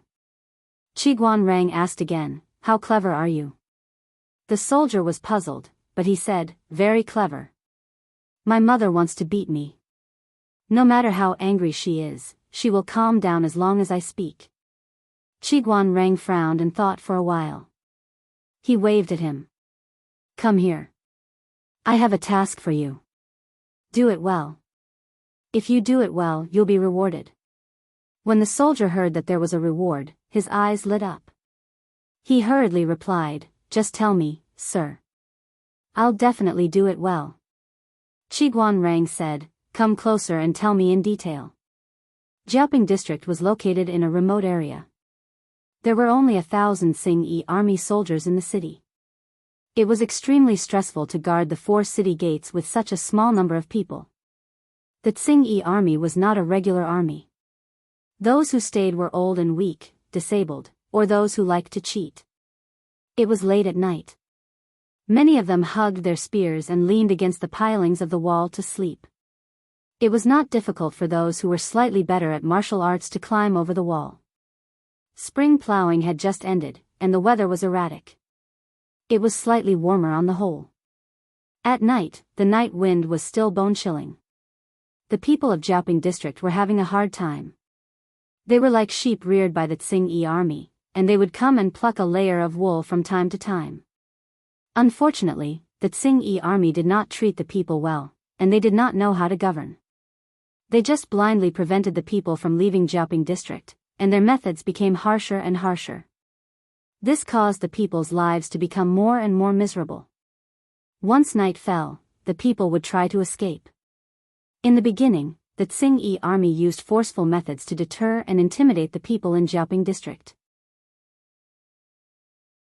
The people were afraid that they would be in trouble, so the number of people who escaped gradually decreased. However, the increasingly difficult life tormented the people, causing them to rather risk being discovered and executed to escape. However, the city gates were tightly shut. How were they going to escape?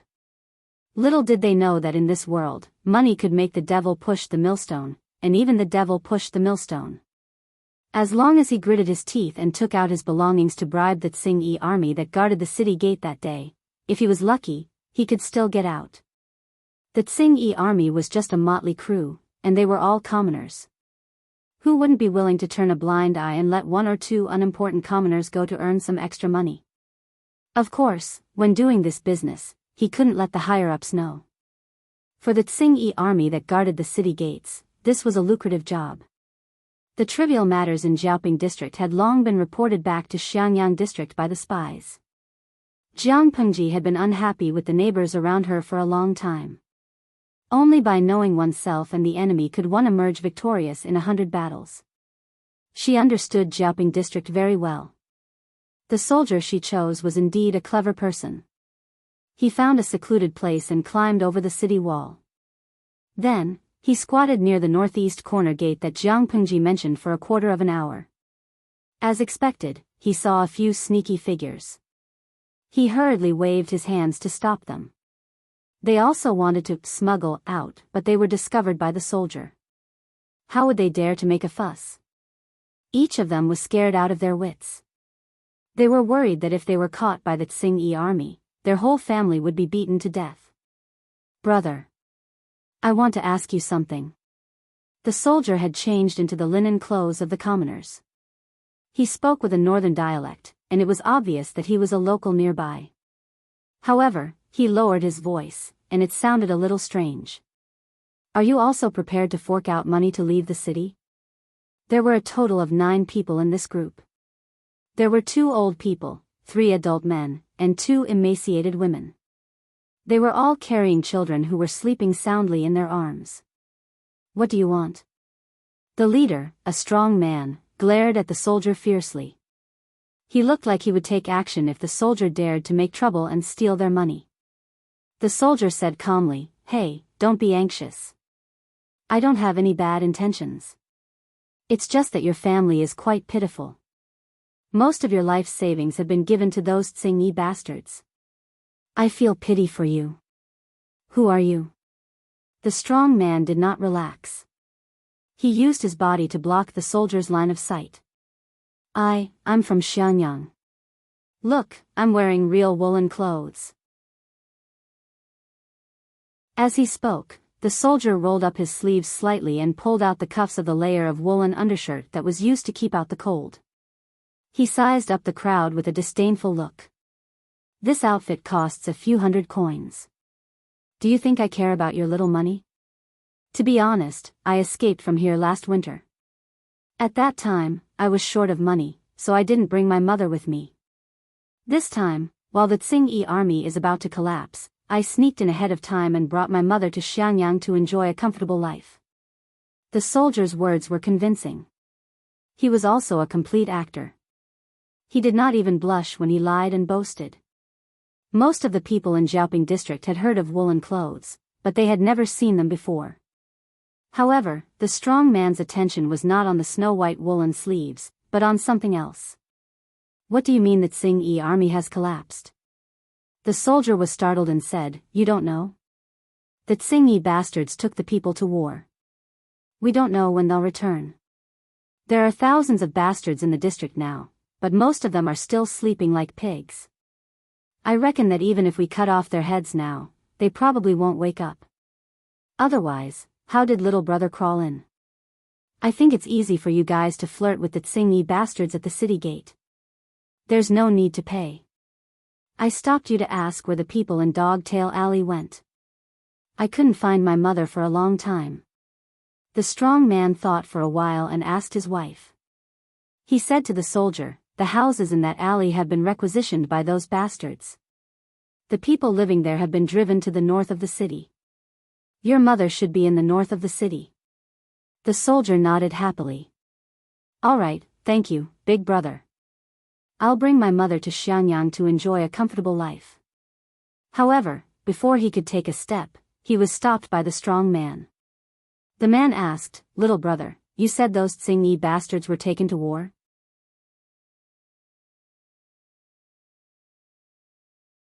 Chapter 524. The soldier vividly portrayed a talkative and warm-hearted young man. While he was enthusiastically concerned about the family, he complained about how tough his life was before he went to Xianyang and how good his life was after he went there. Indeed, if his life was not good, how could he afford to wear woolen clothes that cost hundreds of copper coins? After rambling for a while, the soldier said casually, "By the way, brothers, I'll share my experience with you as someone who has been through it. If you're planning to go to Xianyang, I suggest you go to Qingan district first. It's nearer." Qingan district? The strong man had completely let down his guard.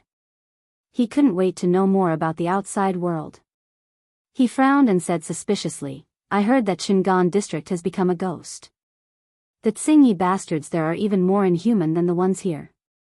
If our family goes there, it's no different from looking for the king of hell to reincarnate." The soldier was also startled for a moment. Then, he let out a hey and slapped his forehead with his hand, smiling awkwardly. Look at my bad memory.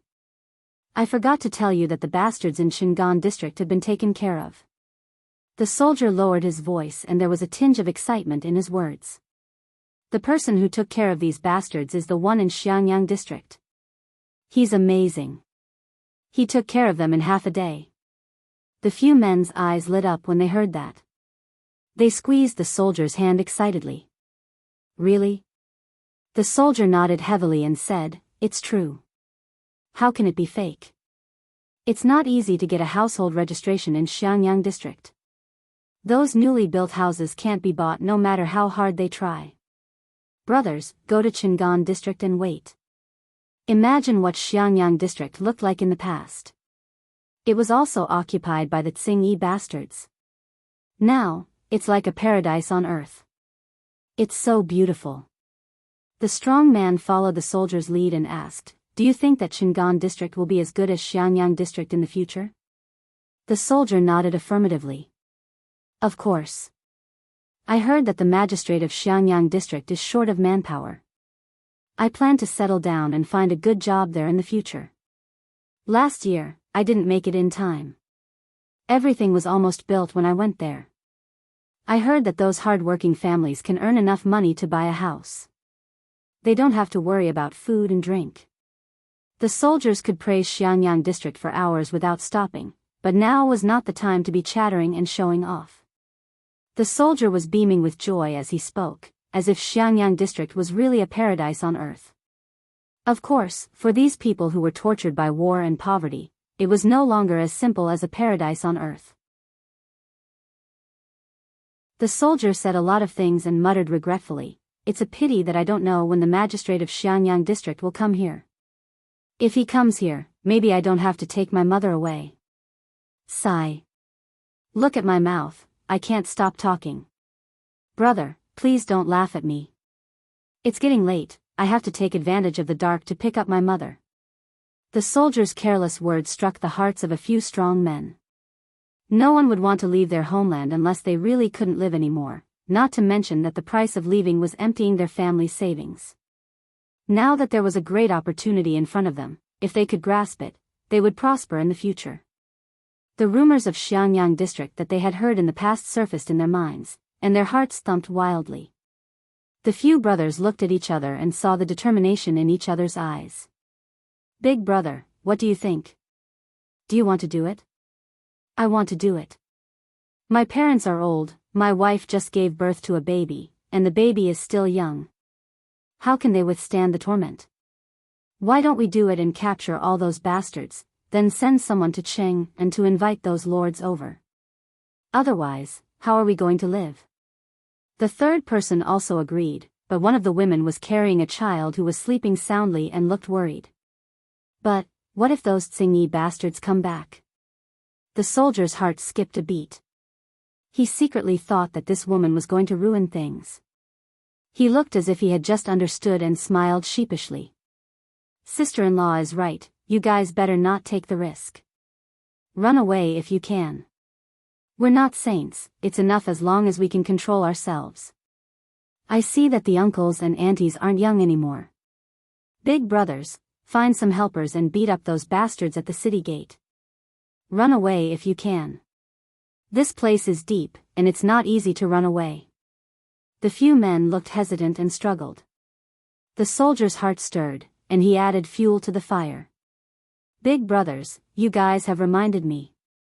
The man in the prime of life asked, remind what? The soldier said matter-of-factly, offer the city. If I persuade the villagers and this matter succeeds, won't it be a great merit? As soon as he said this, the three men's expressions changed abruptly, and the greed in their hearts gained the upper hand. Yes, if they were to offer Jiaoping district, it would be a great merit. Why didn't they think of it in such a short time? They were almost delayed by their own women and pushed away such a good thing for no reason.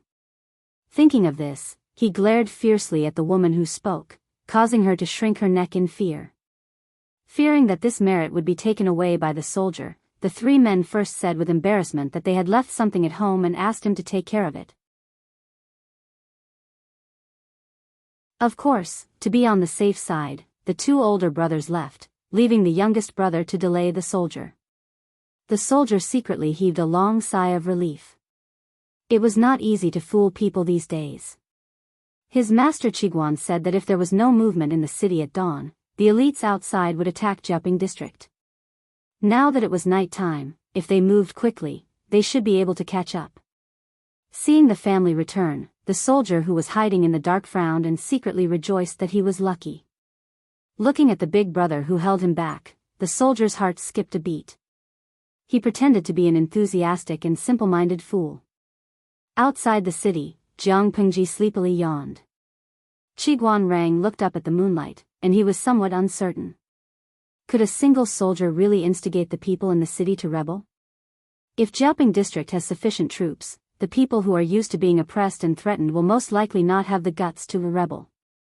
However, there are only 1,000 people in the Tsing army in the city, and it's the time when everyone is sleepy and asleep. It's a dark and windy night, the time to commit murder and arson. While they were talking, a conspiracy was brewing in Jianghu district. The oppressed people formed groups of 3 to 5.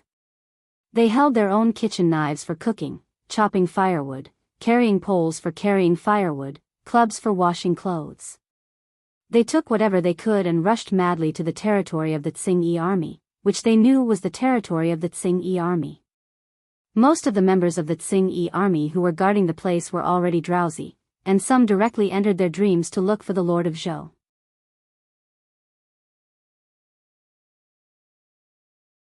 Chapter 525. Many members of the Tsing army were hacked or hammered to death in their sleep. Some were lucky enough not to be beaten to death. They were just tied up with ropes and stuffed in their mouths to prevent them from making any noise and waking up the other members of the Tsing army. In the beginning, these people were still anxious and uneasy.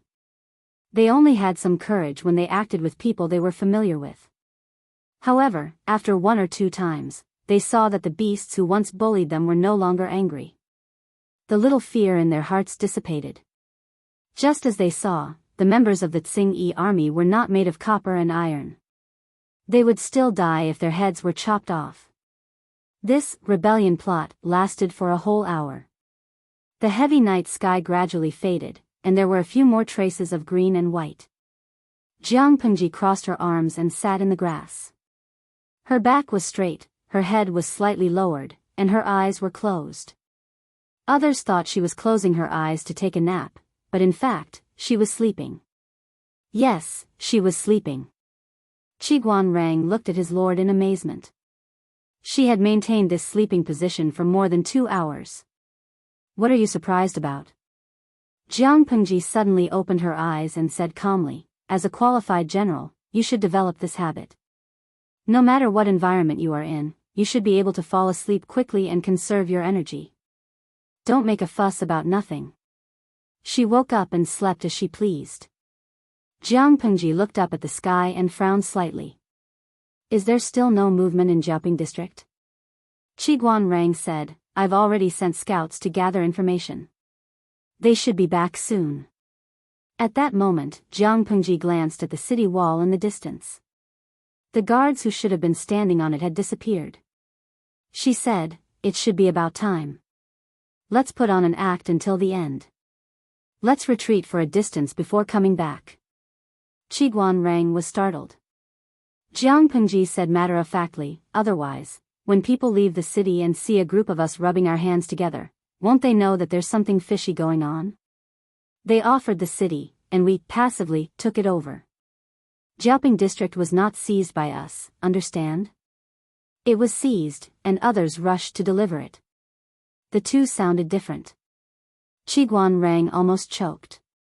Why didn't he know that his lord had such a shameless side to her? Thinking of something, Qiguan Rang said, if that's the case, there won't be a chance for the lord to display his skills. Jianghu district was conquered without bloodshed, and it was because the others had rushed to help. Naturally, Jiang Pengji did not have to charge and break through enemy lines. She said, look at what you're saying. It's as if I'm a bloody warrior. People would die in war.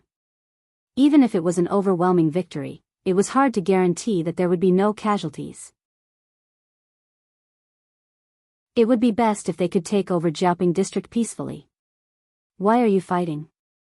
You're harming the harmony of the world. Jiang Pengji spoke righteously. Not only did Qiguan Rang think she was shameless, but the audience who stayed up late to watch the live stream also ridiculed her. Yuantong Courier, hee, the biggest joke of the year, the host is a pacifist. Zhongtong Express Post, I think there's nothing wrong with the host's words. The enemy's life is not life, but the life of one's family is different. Shentong Express, sigh, the streamer must have forgotten how much she wanted to fight on the battlefield. I could feel the resentment emanating from her even through the screen. Now, he turned around and said that he was a pacifist. Didn't he feel ashamed? In fact, Jiang Pengji was indeed a pacifist, but her peace was to stop killing by killing. She killed the enemy. She did not care how many enemies died, but she would avoid unnecessary losses on her side if possible. Before Qiguan Rang could speak, Jiang Pengji said, according to the time and distance, after we take over Jiaoping district, if we take shortcuts, we can rush back to Xiangyang district and attack the rear of the Tsing-Yi army. I'm worried that we can't defend Xiangyang district. After taking over Jiaoping district without bloodshed, the loss of troops on Jiang Pengji's side was almost zero. The biggest advantage of taking over peacefully was that she did not need to spend time to appease the people. She could even temporarily recruit a group of people to help defend Jiaoping district. She could bring 1,000 troops to aid Xiangyang district. This was the fastest way she could think of. Qiguan Rang frowned and asked, how can this be? 4,000 troops are indeed tight, but Huayu and Coach Luoyue are not easy to deal with. The defense in the city is perfect. It's almost impossible for a motley crew like the Tsing-Yi army to take over Xiangyang district. You said it's almost impossible, not absolutely. Jiang Pengji's face darkened as she said, Wenjing, do you still remember when I left Hejian and followed my father to Shangjing? Why did I entrust the troops to you to take care of them? Qiguan Rang did not understand. He carefully recalled the memory of that time and suddenly thought of something. His expression changed slightly. My lord, you mean Lady Takshu? Qiguan Rang was stunned. That year, Jiang Pengji sneaked into Wei Yuan's residence late at night and entrusted the trifling matters of the troops to Qiguan Rang. Between her words, she hinted that there was a dirty person around her. At that time, Qiguan Rang did not know who she was until she left Xuanmei behind and took Takshu away. According to his understanding of Jiang Pengji, the more dangerous something was, the more she liked to keep an eye on it. Later, when Su Ke married Xuanmei, Qiguan Rang was even more certain of his guess. My lord is really muddle-headed. Since you're sure that there's something wrong with Takshu, why don't you? Qiguan Rang looked anxious. Takshu's identity had yet to be revealed. If she did something in Xiangyang district, it would be hard to guard against it. Jiang Pengji raised her eyes lazily and said, Wenjing, don't worry. Although I'm a little risky, I'm not fooling around. There's something wrong with Takshu, and it's a big problem. Do you understand that she has more than one master behind her back? After so many years, I've found out about one of them, but I've never had a clue about the other. It's better to keep her by my side than to plot in the dark. But if she takes advantage of this crisis and lets the Tsing-Yi army enter the city, she won't do that. Jiang Pengji sneered and said with absolute certainty, before achieving a certain goal, she won't do anything to hurt me. Perhaps, more than anyone else, she hopes that I can gain a foothold in the north. Qiguan Rang was speechless. His intelligent brain felt inadequate.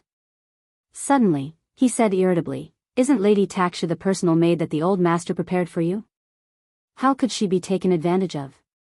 Jiang Pengji said meaningfully, Yes, my father prepared her, but she can't handle her long hands. If she told Qiguan Rang that there was something wrong with Xuanmei, he would probably go crazy.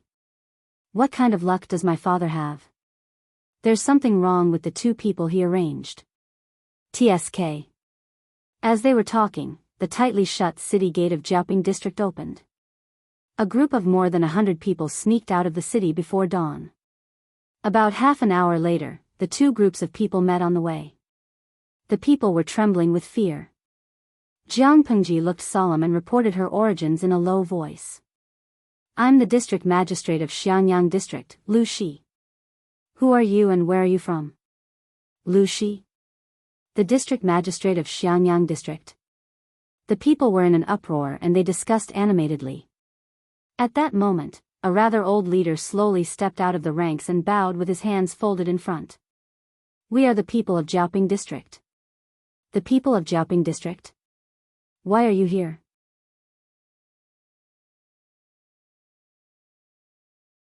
Chapter 526. As the old man knelt, the hundreds of people behind him also knelt on the ground, begging. Each of them was sallow and emaciated, and their skin had an unhealthy color to it.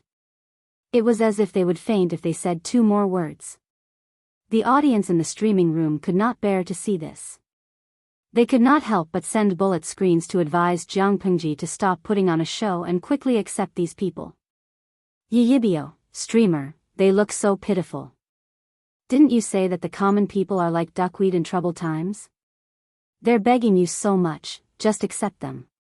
Anyway, this is also one of your plans. It's not good to let them kneel. Jianghu, tisk, that's why I said the streamer's heart is really dirty. It's obvious that she covets Jiaoping district. She secretly instigated people to kill the Tsing army who stayed behind and begged her to accept Jiaoping district. TSK, she gets all the good things. Is there any justice? Wu to Wuchi, this scene reminds me of a TV series I used to watch. The situation was similar. The refugees were begging the protagonist. At that time, he felt that it was a little funny. After all, the extras didn't act well. The refugees didn't look like refugees, nor did they look like they were begging. It was more like they were watching the protagonist's monkey show, which made people feel awkward. Looking at this scene, to be honest, I felt that I needed to calm down and calm down. Qitian Shuangbi, you guys are thinking too much. Is the streamer the kind of person who likes to put on airs? The facts proved that Jiang Pengji was not. At least she would not make the people kneel on the ground and kowtow until their heads were broken. All of you, stand up and speak. If you have any grievances, feel free to speak up. If I, Lu Shi, can help everyone settle it, I will definitely not refuse. Jiang Pengji dismounted from the horse and helped the few people who were kneeling in front of her up. It's deep in the night and the ground is moist. Get up and talk. The leading old man had a high EQ, naturally. He wouldn't kneel on the ground and say things like, if you don't listen to us, we won't get up. This wasn't begging for mercy, it was another form of blackmail. So when Jiang Pengji helped him up, he stood up. This old man was quite prestigious in Jiaoping district. When the other commoners saw that he had gotten up, they helped each other up from the ground. The old man bowed again and said, Magistrate Lu, where are you preparing to go with your troops? Jiang Pengji said, I heard that Cheng'an, Jiaoping, and Maolin districts are plagued by bandits from the Tsing army. The people have no way of making a living, so I came over to clear them out. The members of the Tsing army in Shingan district have all been killed. They originally wanted to reorganize in peace. Not long ago, they heard that the Tsing army in Jiaoping district had gathered their troops and horses and left in full strength. They did not know what their purpose was. That's why I brought some troops over to check out the situation. The old man was overjoyed. His eyes brimmed with tears as he said excitedly, what a coincidence. Magistrate Lu didn't know that the bandits in black had indeed left Jiaoping district, leaving only about 1,000 people to guard the county. I've heard that Magistrate Lu is noble and righteous. He led the villagers to get rid of the evil bandits in green. I'm about to rush to Shingan district to look for Magistrate Lu. If those evil bandits find out about this, I'm afraid they won't let the people of the city go. Jiang Pengji seemed to have finally understood. Is it because of this that the old man asked me? Jiang Pengji asked. The old man raised his hand to wipe the hot tears from the corners of his eyes. He said, exactly. I only hope that Magistrate Lu is benevolent and righteous. He can protect the innocent people of Jiaoping district so that they won't be harassed by the evil bandits in green. If the county magistrate agrees, this old man can die in peace. Jiang Pengji looked hesitant. The old man's heart was in his throat. Not long after, her eyes became very determined. Since the villagers love me so much, how can I let you down? Jiang Pengji said. When the old man heard the good news, he immediately heaved a sigh of relief. His pale face was flushed. Life is like a drama. It all depends on one's acting skills. Watching his lord's perfect performance, even a shameless person like Qiguan Rang was secretly ashamed of her. His lord was so shameless that he could rest assured. In fact, it was not that the old man did not suspect Jiang Pengji's identity. However, she had a noble demeanor. Her face was handsome and upright. The troops behind her were strong and powerful. The clothes that the troops wore were clean and tidy. Their vital parts were covered with leather armor. The weapons they carried were of superior quality. The old man was not ignorant. Just by looking at the lineup, he believed 80% of it. He tested Jiang Pengji's attitude toward Jiaoping district. He saw that she truly pitied the suffering of the people. She spoke eloquently about various methods of disaster relief and saving the people.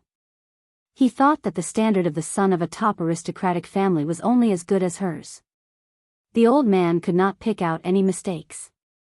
The more he talked, the more satisfied he was. The old man was a rare intellectual and cultured person in Jiaoping district. He was a good teacher. Some children from poor families came to him to study. He would also reduce or exempt their tuition fees at his discretion. He had a very good heart. He acknowledged that Jiang Pengji was the legendary young district magistrate Lu who could create miracles and loved the people like his own children. The other people also believed her with relief. Qiguan Rang led them into the city. Looking at the open city gate of Jiaoping district, he fanned himself with his feather fan. His lord was too capable. He always felt that as a counselor, he was facing the dilemma of being laid off and unemployed. They welcomed him all the way to the district headquarters of Jiaoping district. The place had already been occupied by the people. The Tsing-Yi army could also capture and kill them. Jiang Pengji sat calmly on the seat of honor. General Ping Tian of Jiaoping district did not expect that the owner of the nest had already changed hands after they left for just half a day. Outside, the morning light was slightly intoxicating. So far, out of the 4 districts of Fengyi County, 3 districts were already in her hands. Maolin district would probably be hers soon. Liyun, Su Ku, and the others really did not disappoint Jiang Pengji's high expectations. They took advantage of the night to launch a surprise attack on Maolin district and broke through the city gate. The defense of Maolin district was even weaker than that of Jiaoping district. There were only 2 or 3 guards on the city gate. Liyun drew his bow and knocked an arrow under the city gate. He shot through the guards on the city wall. With a good start, the morale was greatly boosted. In comparison, Maolin district did not even manage to form a decent attack. The resistance was even weaker and insignificant. The battle was like a hot knife through butter. Using the ladder to climb up the city wall, Liyun took the lead and rushed to the front. Wherever his silver spear passed, the enemy's corpses were strewn on the spot.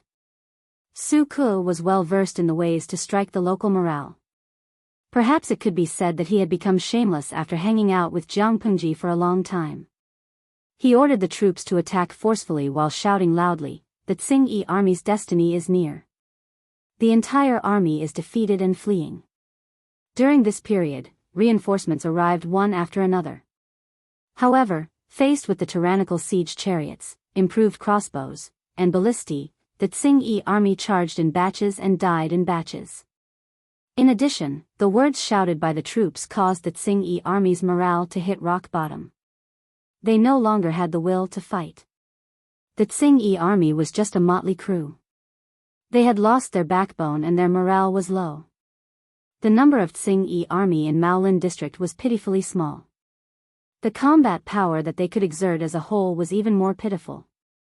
In just half a day, they had already occupied the entire Maolin district. Compared to the crisis in Xiangyang district, the sneak attack and siege battle in Jiaoping district and Maolin district was like a small game.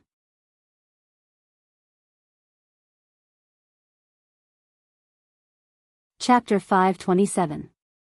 Feng Jin was probably the only one who knew if he was going to explode. He turned his gaze back to Xiangyang district.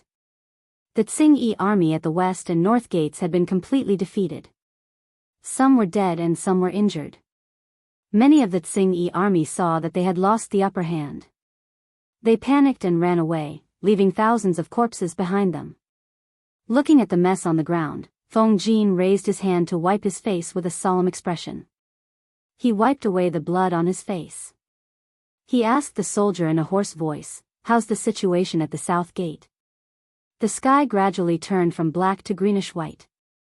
The sun rose from the horizon and dispersed the darkness. Looking at the sky, the battle at the south gate should have already started. He just didn't know the situation. The soldier panted heavily. The man said, "The battle at the south gate is in a stalemate. General Luo is leading his men to resist." Feng Jin looked at the city gate that was blocked by bricks with pity. If he had enough men around him, why would he need to block the city gate? If he didn't block the city gate, he could send a team with high mobility to harass the Tsing-Yi army from the back and attack their morale. Both sides wouldn't have fought for so long. The defense line of the city wall was almost broken by the Tsing-Yi army. This made Feng Jin rather vexed. He glanced at the crowd and said, "The wounded should all rest. Except for those guarding the city gate, the rest should leave the city with me." After blocking the west and north gates, they could still go out from the east gate. They could outflank the Tsing-Yi army from the back and harass them. As long as the south gate was strong, the Tsing-Yi army couldn't take it down after a long time and the back was harassed many times, their morale would definitely plummet. A soldier was covered in blood. He looked like a bloody man and was in a terrible state. He stopped Feng Jin. "Sir, you mustn't. You just need to tell us what to do. There's no need to risk leaving the city." Feng Jin said resolutely, "I'm not powerless. I can protect myself. Soldiers, there's no need to say more." The soldiers were physically strong. The high-intensity training in the military camp was not just for show. After a night of fierce fighting, they still had energy. However, Feng Jin was the son of an aristocratic family who lived an exquisite life. His body was better than ordinary people, but compared to these rough men, he was still a lot weaker. Now, even he could grit his teeth and say to continue fighting. The other soldiers naturally had high morale and were eager to fight. The situation at the south gate was slightly better than Feng Jin's side. Relatively speaking, it was easier to defend. Even though the Tsing-Yi army at the south gate had more people than the north and west gates, they did not have as many siege weapons. Without sufficient siege weapons, the losses of forcibly attacking a city would be quite terrifying. Luo Yue was also an experienced person, his defense was airtight, it made it difficult for the Tsing-Yi army below to move an inch. Even so, the soldiers on the city wall were exhausted. There were always soldiers who were shot by arrows. If they were lucky, they would only be lightly injured. If they were unlucky, they would lose their lives. However, no one had the time to mourn. They could only focus on dealing with the enemy. Just as Jiang Pengji had said, there were only the living and the dead on the battlefield. There was no distinction between men and women. Looking at the tacit cooperation of the troops, Luo Yue felt a little emotional. He gradually agreed with the women's battalion that his lord had established. If all the women stayed behind to support their husbands and raise their children, it would indeed be a waste of nearly half of the human resources. After going through rigorous training, they were able to fight on the battlefield with weapons in hand. Their performance was no worse than that of the male soldiers. In today's world, women and children were seen as a vulnerable group and needed protection. However, most of the men could not even protect themselves. How could they protect them? Even if Luoyue's views made him feel that women should not go to the battlefield, his rationality told him that this was not wrong. If others could not protect them, why couldn't they work hard to protect themselves? 10,000 troops were more than enough to defend Xiangyang District, but what about Qingan District, Maolin District and Jiaoping District? It was almost a fantasy to rely on 10,000 troops to defend a district. It could be predicted that after conquering the other 3 districts, it was imperative to expand the troops. However, the north had experienced a series of natural and man-made disasters. There was a huge loss of young and strong men. When the time came, it was unknown how many soldiers they could recruit. If there were more female soldiers, it would indeed greatly relieve the pressure on the military camp. With these thoughts in his mind, Luo Yue continued to command calmly. He thought that there would be a stalemate for a while. Unexpectedly, there was a sudden commotion from the rear of the Tsing army. The originally orderly attack instantly became a mess.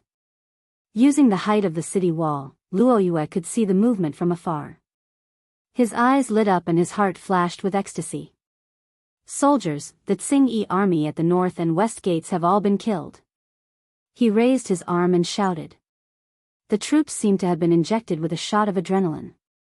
Joy flashed across their originally tired faces. The north and west gates had already won. Everyone knew that Xiangyang district was attacked from both front and back. While the troops at the south gate defended against the Tsing army, they were afraid that their rear would be breached by the enemy. Now, Luo Yue told them that the rear was safe. They only needed to defeat the enemy at the front. How could they not be excited? The morale of their troops rose again and again. The Tsing army's morale continued to decline. Feng Jin led the troops to charge forward and make a detour to harass them. The city gate was impregnable. The Tsing army attacked for a long time without success. Behind them, there were cavalry harassing them. After a few times, the morale of the Tsing army had already plummeted. They were not in the mood to fight at all. Their defeat was irreversible. No matter how their leader shouted, the Tsing army still fled in all directions. The attack below the city gate became weaker and weaker. They were unable to pose a threat to the city gate. Feng Jin originally wanted to lead the troops to chase after them. However, when he thought of the current defensive strength of Xiangyang district, he could only give up this tempting idea. Luo Yue wiped the bloodstains on his face. He bowed to Feng Jin and said, "Thank you for rushing over to help." The battle at the south gate lasted for more than 2 hours. However, the battle at the north and west gate started at 4 in the morning. Moreover, it was a battle at night. It consumed a lot of energy. Looking at Feng Jin, he must have led the troops to help the south gate right after the battle ended. If not for that, even if Luo Yue had the confidence to defend the south gate, he would have to use up a lot of defensive equipment. Feng Jin took some time to catch his breath.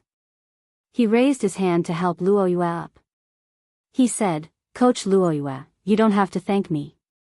This is what I should do." Luo Yue looked at the direction in which the Tsing army fled in resentment. He said fiercely, "It's a pity that they escaped." Generally speaking, when the defeated side fled and lost the will to fight, it was a good opportunity for the victorious side to expand their victory. Now that he saw the remnants of the Tsing army leave, Luo Yue naturally felt bad. Feng Jin said, "It's okay. This debt will be repaid one day." Little did they know that the Tsing army that they said escaped by luck were very unlucky.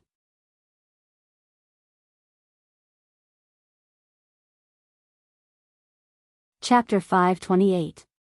She left Qiguan rang behind in Jiaoping district. She had the final say in everything. At his command, Bai sprinted off into the distance, taking the lead as fast as he could. The Tsing army in Maolin district lost their morale. They fled pathetically and were utterly defeated. After they ran for a distance, a few chieftains began to organize their men. Naturally, they moved slowly.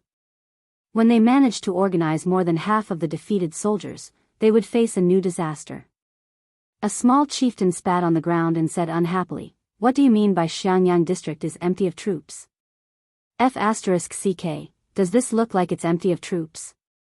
It's harder to chew than a bone." Not only is it hard to chew, but it's also hard to chew. We suffered a huge loss this time. The accomplice beside him sat on the ground and wiped his face with both hands. He said fiercely, "We'll remember this today. We'll make those people in Xiangyang district pay the price in the future. They made us suffer such a huge loss. We can't let it go easily." There were also some who looked into the distance dejectedly. No one knew what they were thinking. In the distance, the Tsing-Yi army gathered in twos and threes. Each of them was hunchbacked and had ashen faces. They looked like defeated roosters. There was no valiant and high-spirited aura on them.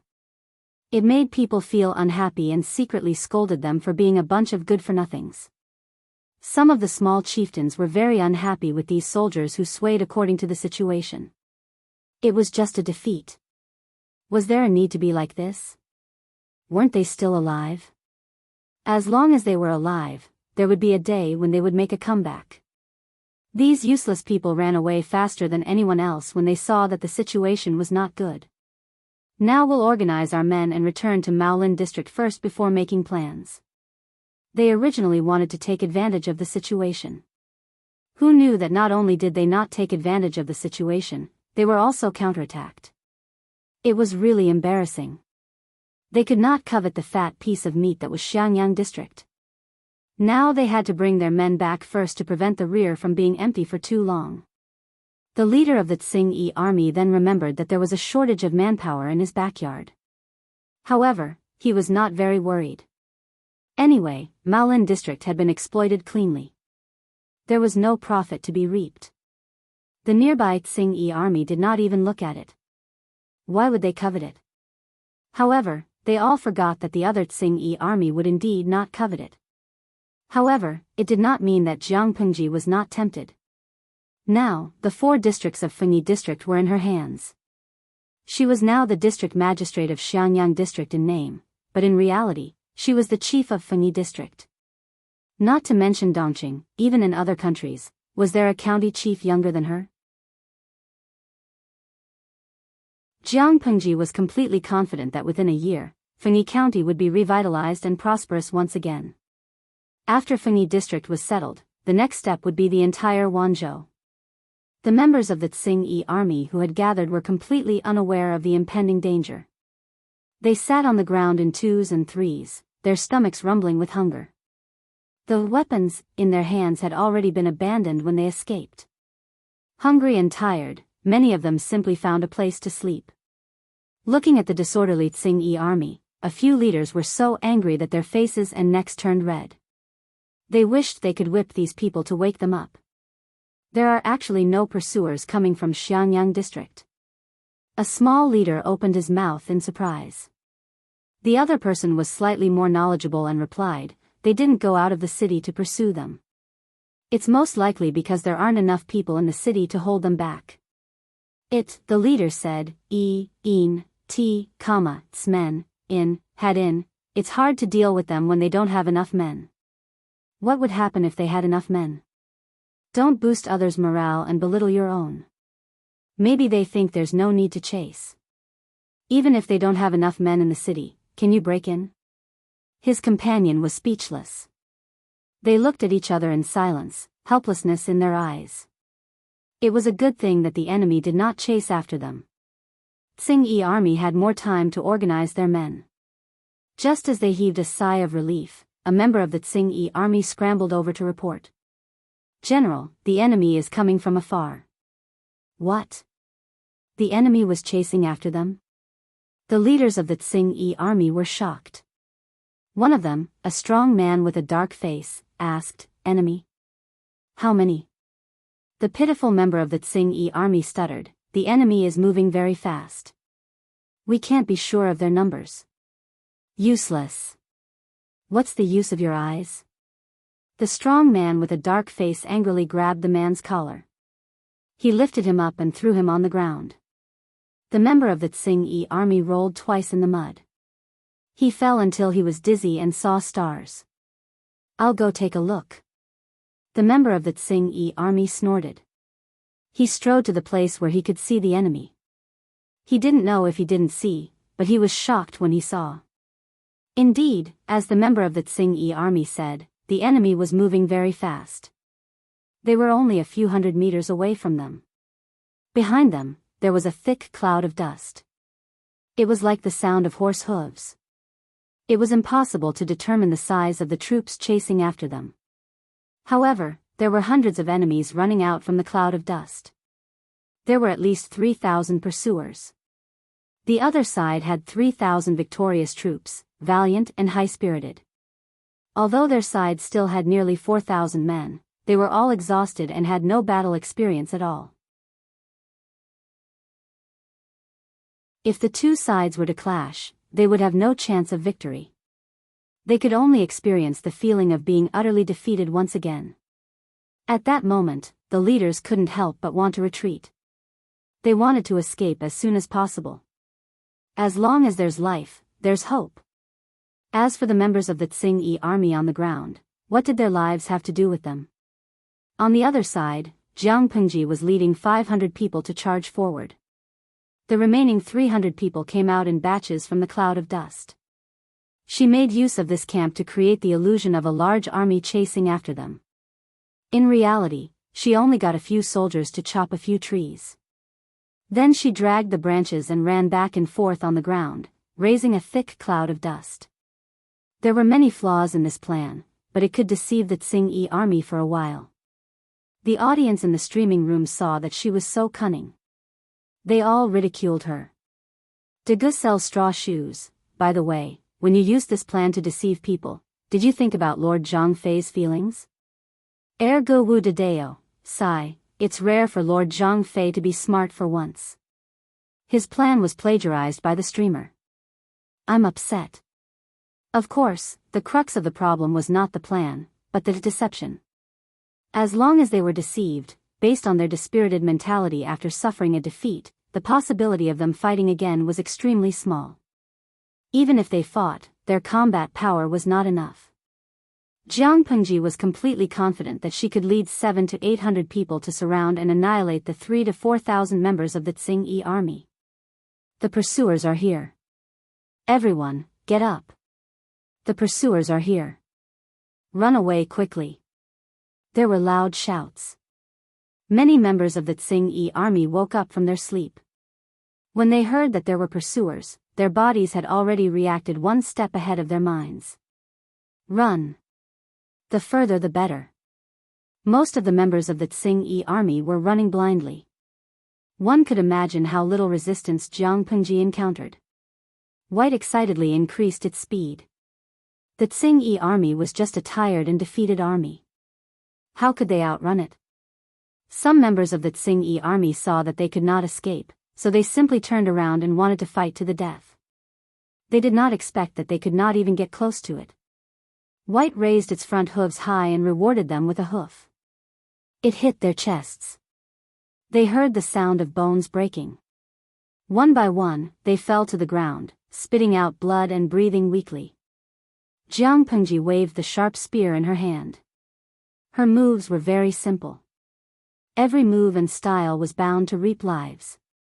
Wherever White passed, the person and the horse cooperated well with each other.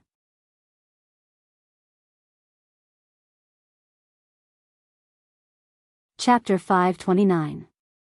Mr. Qiguan, we've really tried our best.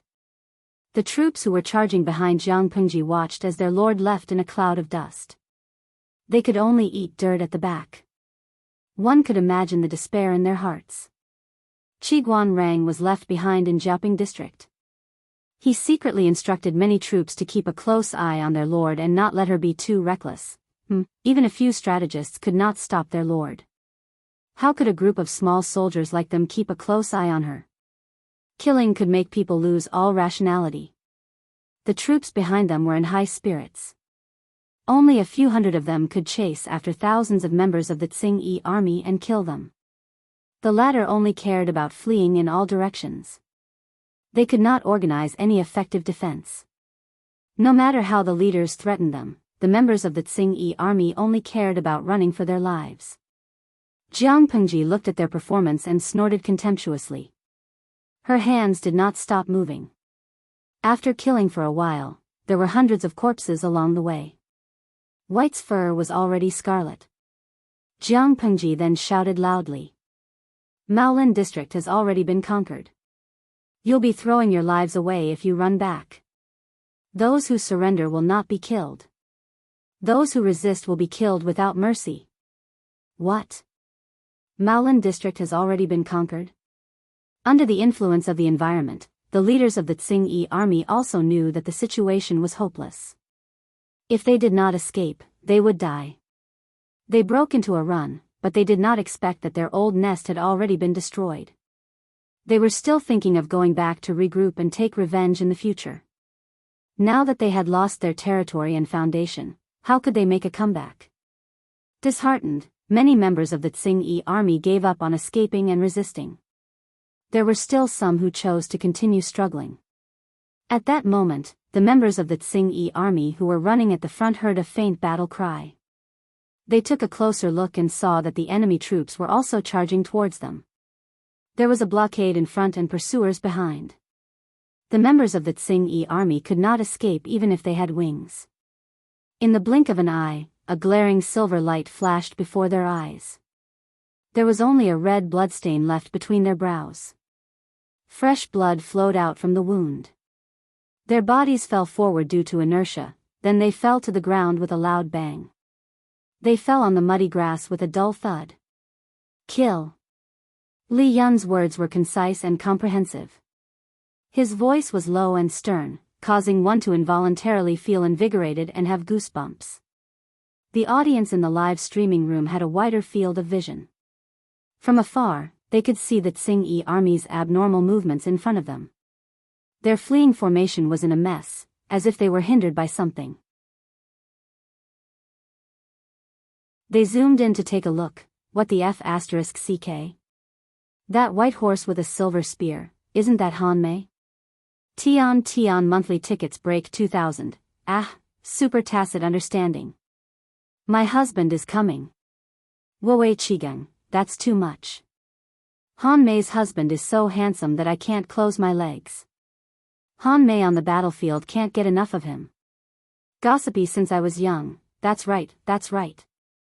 Han Mei on the battlefield is like a Prince Charming. The screen is a little dirty, let me lick it. Pfft. No, speaking of which, why am I, a man, being smitten with another man here? Oh no, I feel like I'm done for. Yuan shrimp sticks, you vulgar people, am I the only one who noticed that Han Mei's horse doesn't have a stirrup? Herbivorous numbers, I despise the person above. We are vulgar, aren't you filthy? It's filthy. Iya Qingzhou, the newbie doesn't understand what's the joke about not having a stirrup. Tian Lingfeng, come, I'll tell you what the joke is. Without a stirrup, it's good to ride a horse with a strong waist. You know. It was a hot-blooded and serious scene. The audience in the streaming room was still licking Jiang Pengji's heroic figure a second ago. In the next moment, the scene changed and they were infatuated with Li Yun. Not only were they infatuated, they were even driving in the streaming room. TSK, this group of fickle goblins. Jiang Pengji and Li Yun obviously didn't communicate with each other. The pincer attack was just a coincidence. The Tsing army's luck was too bad. She only brought 800 elites with her, and Li Yun didn't have many men on his side either. The two of them added up to less than 1,500 men. However, the morale of the troops on both sides was like a rainbow. Even though they were on a long journey, under the influence and motivation of the battlefield's murderous atmosphere, everyone felt that their bodies had inexhaustible energy. Li Yun was fighting for a while when he noticed Jiang Pengji and her men chasing after the Tsing army. He was overjoyed. The Lord is just ahead. Let's go and support her. Meng Han and Su Ku stayed behind in Maolin district to prevent other forces from launching a sneak attack. Li Yun and Jiang Nongqin led a few hundred men to prepare for a sneak attack on the Tsing army's rear. However, they didn't expect their timing to be so coincidental. They just happened to bump into the Tsing army fleeing in all directions. Jiang Nongqin said in a hoarse voice, "Generals and soldiers, follow me to attack and support the Lord." Jiang Nongqin learned from Jiang Pengji and Meng Han. She dismounted from her horse and used a short weapon, but she preferred to use a long spear when fighting on a horse. Due to the limitation of her strength, she also walked lightly and nimbly. She moved as soon as she touched the ground. As a result, the requirement of aiming the spear was stricter. Only by killing with one blow would her chances of survival on the battlefield be higher. Li Yun and Jiang Nongqin had fought several times. They had a tacit understanding. Both of them coordinated with each other and their lethality was stronger. He ordered the horse under him to gallop and turned his body to avoid the sneak arrows. Looks like Xiangyang district and Maolin district are safe. Jiang Nongqin responded with a hum and didn't say anything else. Li Yun didn't mind her coldness, and the battlefield wasn't suitable for frequent communication. At this moment, he was deeply moved by the capabilities of the few masters. They really never suffered losses no matter where they went. Maolin district almost turned out in full force. Even so, they didn't gain any advantage in Xiangyang district. Instead, they were utterly defeated and chased by their lord's troops. Li Yun's face darkened, not a trace of his usual adorable self could be seen.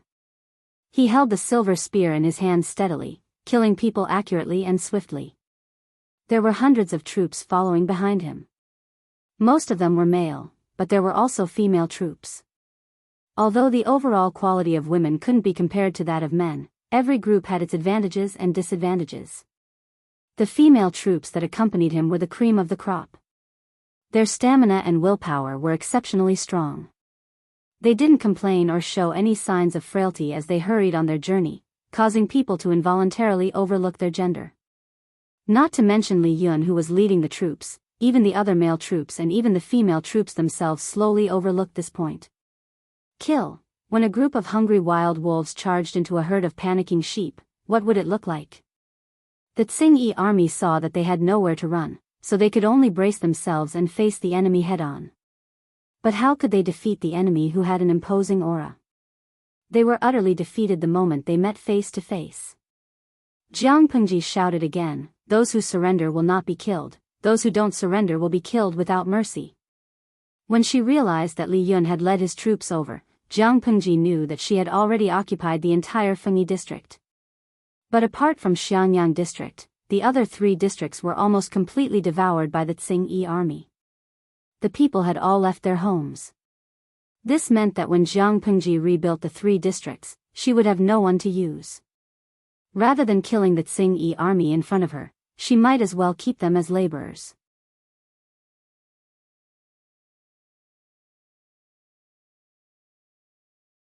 Chapter 530. Subordinate Li Yun greets my lord. Subordinate Jiang Nongqin greets my lord. After clearing the battlefield and capturing the captives, Li Yun and Jiang Nongqin led their respective horses to Jiang Pengji and half-knelt to pay their respects. Jiang Pengji leaned against a withered tree on the open ground and held a weed in her mouth. She said, "Get up, sit down, and rest." Li Yun was startled. Jiang Nongqin sat beside Jiang Pengji with a cold face. Nongqin is indeed cuter. Han Mei, you are so restrained. It doesn't feel like you are your usual self. She was a cute little angel on a daily basis and a cold and aloof Prince Charming on the battlefield. That was the most attractive contrast. There was no need to be restrained. She did not care about that. Li Yun looked slightly embarrassed. He simply found a place to sit down and placed the silver spear in his hand beside him. He asked, "Why are you here, my lord?" Jiang Pengji said, "Naturally, I am here in the same way you are here. How can a place like Jiaoping district be difficult for me?" Li Yun scratched his head and said shyly, "My lord is dignified and wise. The Tsing-Yi army is naturally no match for you." Jiang Nongqin had a quiet personality. She usually listened quietly. Unless she really had an opinion, she would not speak up easily. Therefore, she did not join the conversation. Jiang Pengji turned her head and asked Jiang Nongqin, "How are the results of your attack on Maolin district?" The latter was stunned for a moment. She reacted after a while and said, "The Tsing-Yi army has few guards in Maolin district. Officer Meng is experienced in battles. Mr. Su is resourceful and resourceful. Therefore, it did not take long for us to take over Maolin district. The generals and soldiers fought bravely. Other than 20 people who were lightly injured, 6 were seriously injured, and 8 were killed in battle. The rest of the soldiers were safe and sound. The 6 seriously injured soldiers were an accident. If they had not let their guard down, at most one would have been slightly injured. As for the 8 who died in battle, they were shot by the enemy's stray arrows at the beginning of the sneak attack on the city. They died of untreated wounds. It was already very proud to have such an outcome in a sneak attack on the city. Not to mention that there were many inexperienced new soldiers among them. There were also female soldiers who were purely holding them back in the eyes of others. Of course, only the soldiers participating in the battle could judge whether or not they were holding them back. Outsiders had no right or qualification to comment. Take care of the injured soldiers, and let the souls of the fallen warriors return to their homeland. Have their corpses been properly disposed of? Although the casualties were small, they were still there. The dead could not be resurrected, but she could make up for the families of the living and the dead. It was a form of comfort and compensation. Jiang Nongqin secretly glanced at Lian. His expression was natural and he was not displeased by Jiang Pengji's cold treatment. She calmed down and continued, "Rest assured, my lord. The corpses of the soldiers have all been collected. Those that can be buried have already been buried." The audience in the streaming room were mostly fans of Lian's looks or true love. The little angel was treated coldly by the streamer and was inexplicably unhappy. Kneeling begging for monthly tickets. "Hey, host, did you see our little angel Han Mei's longing eyes? Look at him. Otherwise we'll now, poor little angel, don't panic. Come to my arms, I'll give you a loving hug." Ursapa, is this the post-battle summary report? Our little angel Han Mei knows it too. The streamer can't favor one and discriminate against the other. Sheng Lai Mai, don't panic. Han Mei is not a narrow-minded person. Why would he feel wronged? Jiang Pengji unintentionally glanced at the bullet screen and was secretly amused. She continued to ask Nongqin about the arrangements in Maolin district and sent a bullet screen to explain so that Han Mei's fan club would not continue to lash out at her and say that she bullied their husband. Host V, Han Mei is the deputy captain of the Vanguard Battalion. Nongqin is the captain of the female battalion. Naturally, I can't ask about the situation without Nongqin's permission. Jiang Pengji liked to do whatever she wanted, but it did not mean that she would let her guard down when it came to certain matters of principle. The military camp was a place with clear hierarchy and strict discipline. Her attitude would affect their status among the soldiers. If she treated Jiang Nongqin coldly, it would give the soldiers the misconception that she, the captain, was inferior to the deputy captain. Unintentionally, it would weaken Nongqin's prestige among the soldiers. Even if the weakening was very slight, Jiang Pengji did not want that to happen. Alright, since the streamer had explained, the audience in the streaming room also expressed their understanding. They turned around and showered gifts. The accompanying comments were, "Touch my little angel is not sad, come over and let Andy rub you," making Jiang Pengji feel helpless.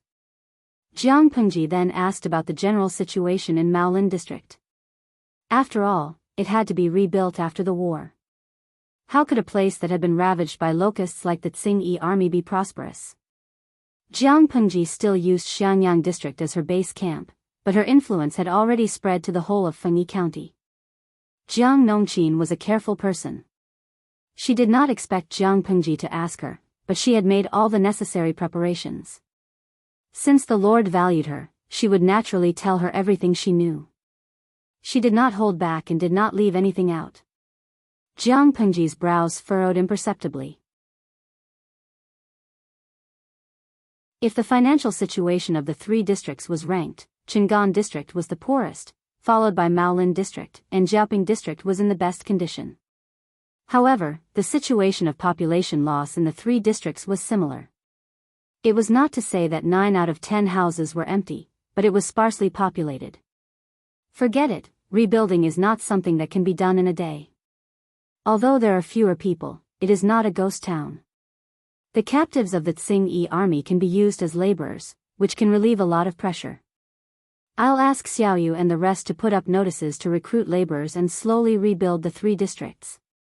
There were benefits to having fewer people. Many houses and lands had become ownerless. She could use them to her heart's content to seek benefits. The larger Jiang Pengji's territory was, the stronger her military force was. In the eyes of outsiders, her place was a paradise in a chaotic world.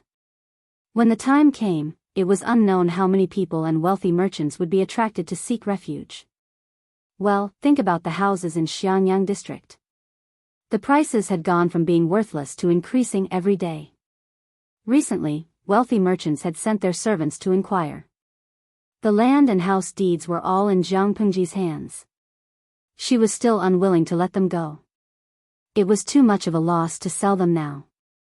When Fengyi County was completely stabilized, these houses could only be sold at the proper price. However, her military force was only about 10,000 people. If they were spread out and scattered across the 4 districts, it was really a stretch.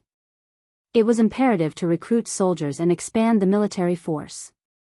During the early stages of rebuilding, it was probably the most dangerous time for Jiang Pengji's power.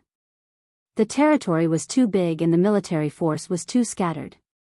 If they were caught by the enemy, they might be overturned. However, she believed that her strategists were smart people. Even if she did not send any instructions, they would know what to do during this period of time. Facts proved that whether it was Jiaoping District's Qiguan Rang, Qingan District's Wei Ci, or Maolin District's Su Ku, they were all great teammates. Having just conquered the 3 districts, the 3 of them coincidentally recruited usable laborers.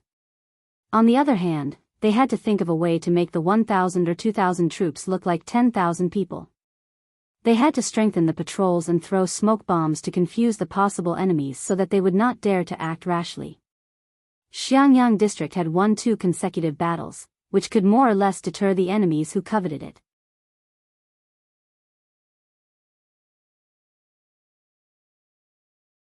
Chapter 531. The changes in power in Fengyi County did not attract much attention. Apart from the Tsing-Yi army that suffered heavy losses and the Red Lotus group that fought the Tsing-Yi army to death, the north was still quiet. On the contrary, the flames of war in the south had already ignited and caused a chain reaction. Prince Changshu had sent the corpse of Lu Shi's mistress, Lu Huan, to Chongzhou. His original intention was to use this to rope Lu Shi in and have him stand on the same side as himself. Who knew that Lu Shi was indifferent? After receiving the coffin of his mistress, he did not even make a sound. Lu Shi's heartless and indifferent reaction made Prince Changshu furious.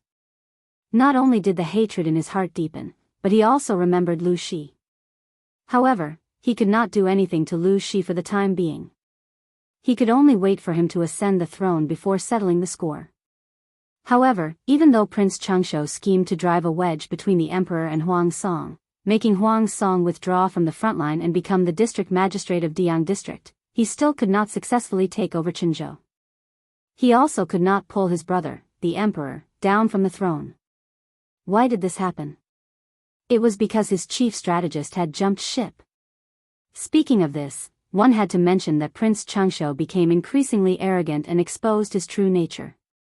Since the last time Lu Shi secretly sent someone to send a letter to Prince Changshu, letting him know that Lu Huan, Lu Shi's daughter, was Prince Changshu's biological daughter, he lost his composure and embarrassed his chief strategist. After that, when the war came to a stalemate, Prince Changshu thought that the strategist was incompetent and repeatedly embarrassed him. Not only that, when the military generals questioned the correctness of the strategist's strategy, Prince Changshu also added insult to injury. Thus, Prince Changshu completely offended the capable strategist in his camp. It was alright to offend an ordinary person. Anyway, ordinary people were not capable, so Prince Changshu was not afraid. However, he offended a petty and vengeful strategist. The key was that the strategist really had a brain, so it was awkward. Before the strategist jumped ship, he even schemed against Prince Changshu, causing him to make a major mistake in the battle to attack Qinzhou. His troops were severely depleted and his vitality was severely damaged. It was precisely because of this that the forces in Qinzhou who were in imminent danger were saved, allowing them to take a breather and counterattack. However, the strategist was smart. He did not expose himself before he did something bad and pushed the blame to others. Successfully shifting the blame to Prince Changshu, the strategist jumped ship and left. Prince Changshu was too ashamed to vent his anger on him. The facts proved that the strategist's approach was correct. Prince Changshu's front line failed. He was about to break through Qinzhou's defense line and deploy his troops to the new capital, but he made a huge mistake, causing half of his elite troops to be devoured by Qinzhou, causing him to suffer a great loss. In this short period of time, he could only look at Qinzhou helplessly, unable to deal a devastating blow to Qinzhou. After losing the battle, Prince Changshu thought of this adorable strategist and randomly sent a small soldier to call him over. The tent was empty. The strategist had already packed his bags and left. Before he left, he even left a letter. The content of the letter was naturally not something like, "I'm leaving, you heartless man. You betrayed my trust, I don't want to be with you anymore," or something like that. Instead, it was a tearful complaint about his sick mother at home and that she would die soon.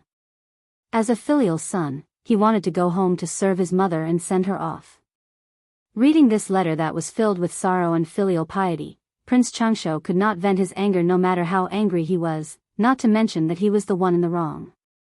He treated the strategist coldly and did not even know that the strategist's mother was seriously ill. Now that the strategist had left to be filial to his mother, Prince Changshu felt that he should send him some generous gifts to express his sincerity. At this moment, Prince Changshu still did not know that his strategist had not left temporarily. He had gone far away. Even his defeat at the front line was caused by the strategist. It was fine if he did not know the truth, but when he knew, he would probably have the urge to eat him alive. Prince Changshu did not think of chasing him back. Firstly, he would lose face. After losing the battle, he hurriedly went to find the strategist he had been cold to for a long time, as if he could not leave him. How could he put his face? Secondly, he had a lot of talents under him. Did he lack this one? Naturally, he did not lack one. Therefore, it was fine for him to be filial to his mother. When he returned after the filial piety, his status would be even lower. Prince Changshu casually threw the bamboo slip letter aside, then ordered his men to summon the other strategists to prepare to discuss the follow-up matters. What about the strategist who had quietly left for 3 days? He had already left with his page boy and half a carriage of books. These books were all copied by him using the bamboo paper provided by Prince Changshu. Although it was only half a carriage and could only hold 1 or 2 boxes, if it was made into bamboo slips, it would probably not even be enough to fill 20 carriages. Although Prince Changshu was not a good person, when he was good to people, he was really good. Knowing that this chief strategist liked to read, he tried his best to cater to his interests and gave him all kinds of precious books. This strategist also saw through Prince Changshu's nature. He knew that he would not be under Prince Changshu for long, so wouldn't he copy as much as he could? The page boy who was driving the carriage asked, "Sir, where are we going now?" The strategist studied in the carriage and said casually, "Anywhere is fine, but not in the south." The south was the battlefield between Prince Changshu and the Dongqing royal family. Now that Prince Changshu's vitality was greatly damaged, his original advantage was reduced to dust, causing the two forces to return to the starting line. They still had a lot to grind. If he continued to stay in the south, what if he accidentally encountered Prince Changshu's forces? Yes, the strategist's so-called old mother is seriously ill was just an excuse. In fact, he did not even know who his biological mother was. He grew up with the help of his teachers. According to his teachers, his biological mother might be a prostitute, because he was found in that place. The swaddling clothes he was wrapped in were considered rich, unlike a child from a poor family. However, this was old history that did not need to be investigated. The strategist did not care at all. The page boy had a bitter face. He said while driving the carriage, "There has to be a place. We can't just run away in fear, can we? The world is so chaotic now. I heard that after Nanxing was destroyed, it was a mess. The feudal lords rose and Dongqing was also in chaos. It's easy to get into trouble if you run around blindly. The strategist lifted the curtain impatiently and said with a frown, in the past, I've always said that I'm long-winded and meddlesome. Now that it's your turn to be in charge, why are you blaming me? I'll let you make the decision. You can run wherever you want to run. The page boy's face grew bitter. How could there be such a stubborn and difficult teacher? After thinking for a while, he said, Sir, didn't you admire that person called Huang? I heard that he was demoted to Diyang district. I remember that Diyang district is in Mauda County of Haozhou. It's close to the north, far away from the center of the war in the south and out of reach of the war in the north. Let's go there. The strategist rolled the book in his hand and gently knocked the back of the page boy's head.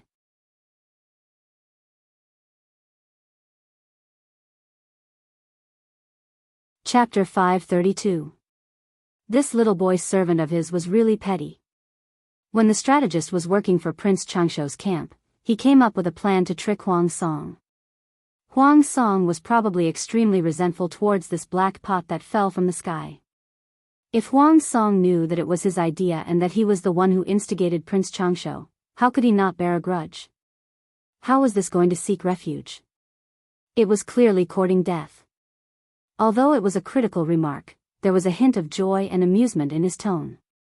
One could tell that he was not angry at the boy servant's pettiness. The boy servant naturally understood his master's temper. He was even more certain that the other party would not be angry because of this and would even be eager to try.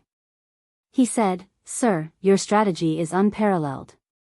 If that Huang something is really as good as you say, he won't blame you. The strategist clicked his tongue and immediately entered the carriage. He leaned against the table and spoke lazily. Up to you. The boy's servant smiled and said, All right, let's go to Diyang district now. Daily pitting master and servant against each other, January 1st, completed. Nowadays, the world was unstable and the people's hearts were in chaos. The knowledgeable people in the world were not optimistic about the Dongqing royal family or Prince Changshou. No matter who won, they would not be able to restore light to this chaotic world. They also did not have the ability or magnanimity to set things right. Since the fall of the Great Xia dynasty, the world was divided into 5 countries. The 5 countries had been established for a short period of time. Those celebrities could not be said to be patriotic at all. Since the world was muddy and unclear, a new world would be created and light would be restored. In this world, there were countless people who chased after fame and profit. As long as there was profit to be made, there would naturally be no shortage of people who chased after it. Some people wanted to support a wise ruler and leave his name in the annals of history, a good name that would last for 10,000 years. This strategist was no exception. Before Prince Changshou revealed his true nature, he indeed had the appearance of a wise ruler. To put it bluntly, he was good at acting. In addition, he was Prince Changshou of the Dongqing royal family. He had a fertile and vast fief and a strong army. He had a very strong capital to fight for the world. However, he was not a patient person and his acting skills were not refined to perfection. It did not take long before he revealed all his flaws. After seeing this person's true colors, the strategist did not want to assist such a terrible person. A good bird chose a tree to rest in and a virtuous minister chose a master to serve. If he could meet a suitable master, he would naturally do his best. If he met an unsuitable one, he would jump ship as soon as possible and find a suitable one. However, since they had worked together for a while, the strategist did not want to go against his old master for the time being. Under the setting sun, the carriage slowly drove toward Diyang district. He wanted to see if this capable Huang Song was really capable and how broad-minded he was. He cherished his life but liked to play with it. The boy's servant knew his temperament very well. Otherwise, he would not have suggested that the two of them go to Diyang district. The further north they went, the more refugees there were.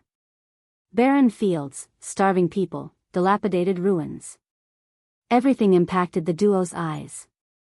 However, the strategist had seen many things, and he had a cold personality, so he did not reveal any complicated expressions. On the other hand, the errand boy was still somewhat innocent and kind. When he saw the numb refugees or the crying children, he sighed with emotion. However, he remembered his identity and did not give them any food or money. In fact, he did not even stay for long. When one was outside and the world was so chaotic, kindness sometimes could not be exchanged for gratitude. It might even lead to killing intent. For safety's sake, the errand boy used a skinny old horse to drive the carriage. He changed his clothes into old clothes with many patches, and the carriage that the strategist sat in was also changed into a dusty old carriage. However, the interior of the carriage was more comfortable and clean. With such a combination, as long as they did not encounter refugees who were driven to a dead end, they would generally be fine. The strategist merely raised his eyebrows at this arrangement and did not comment on it. The errand boy took care of his daily life and had always been reliable and considerate. He washed, cooked, sewed, drove, repaired, and survived in the wild. As long as he had this little errand boy with him, he did not have to worry about his life being uncomfortable. Even if he was thrown on an uninhabited deserted island, he would still be able to live comfortably. "Sir, in this current world, when do you think it will be peaceful?" The errand boy was still in his 20s. His hair was tied up in a small bun.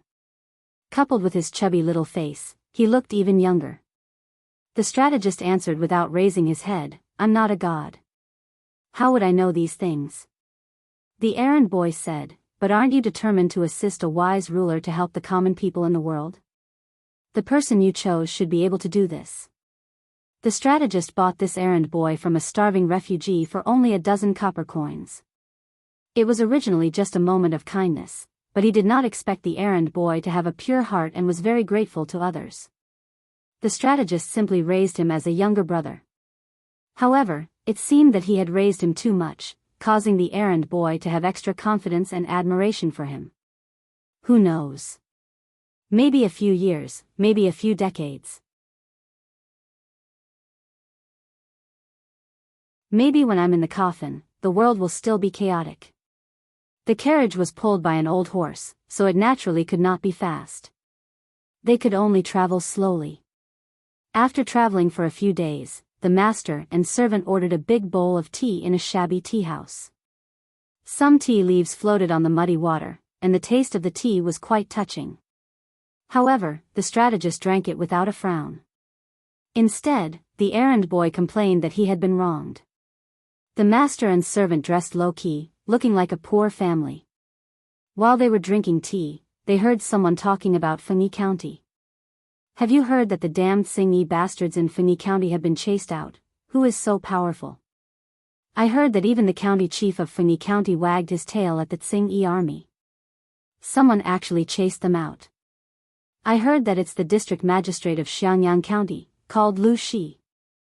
I heard that Xiangyang County was once the territory of the Xingyi army, but didn't the government make Lu Shi a district magistrate? Last year, he directly led his men to beat up the bastards in Xiangyang County and even incorporated them into his army. The north suffered from the torment of the Xingyi army and the Red Lotus group. Many people left their homes and fled to the south. Although there was also a war in the south, they still cared about their reputation and would not be as reckless and violent as the two bandits. Coincidentally, there were also refugees who escaped from Fengyi County in the tea house. When they heard the news about their hometown, they could not help but ask. "Then, what about Qingan District?" "I escaped from Qingan District." "Were the Xingyi bastards there also beaten up?"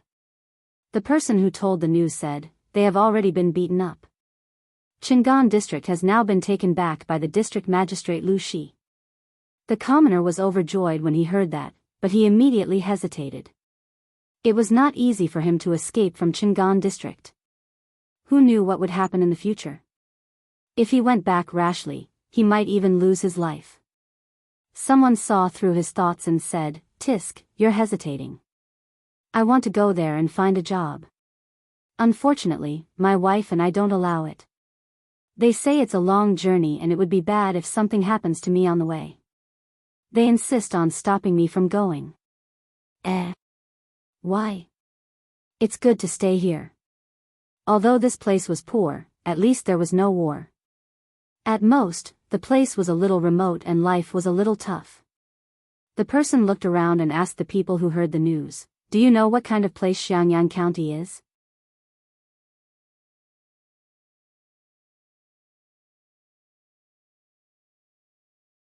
Chapter 533.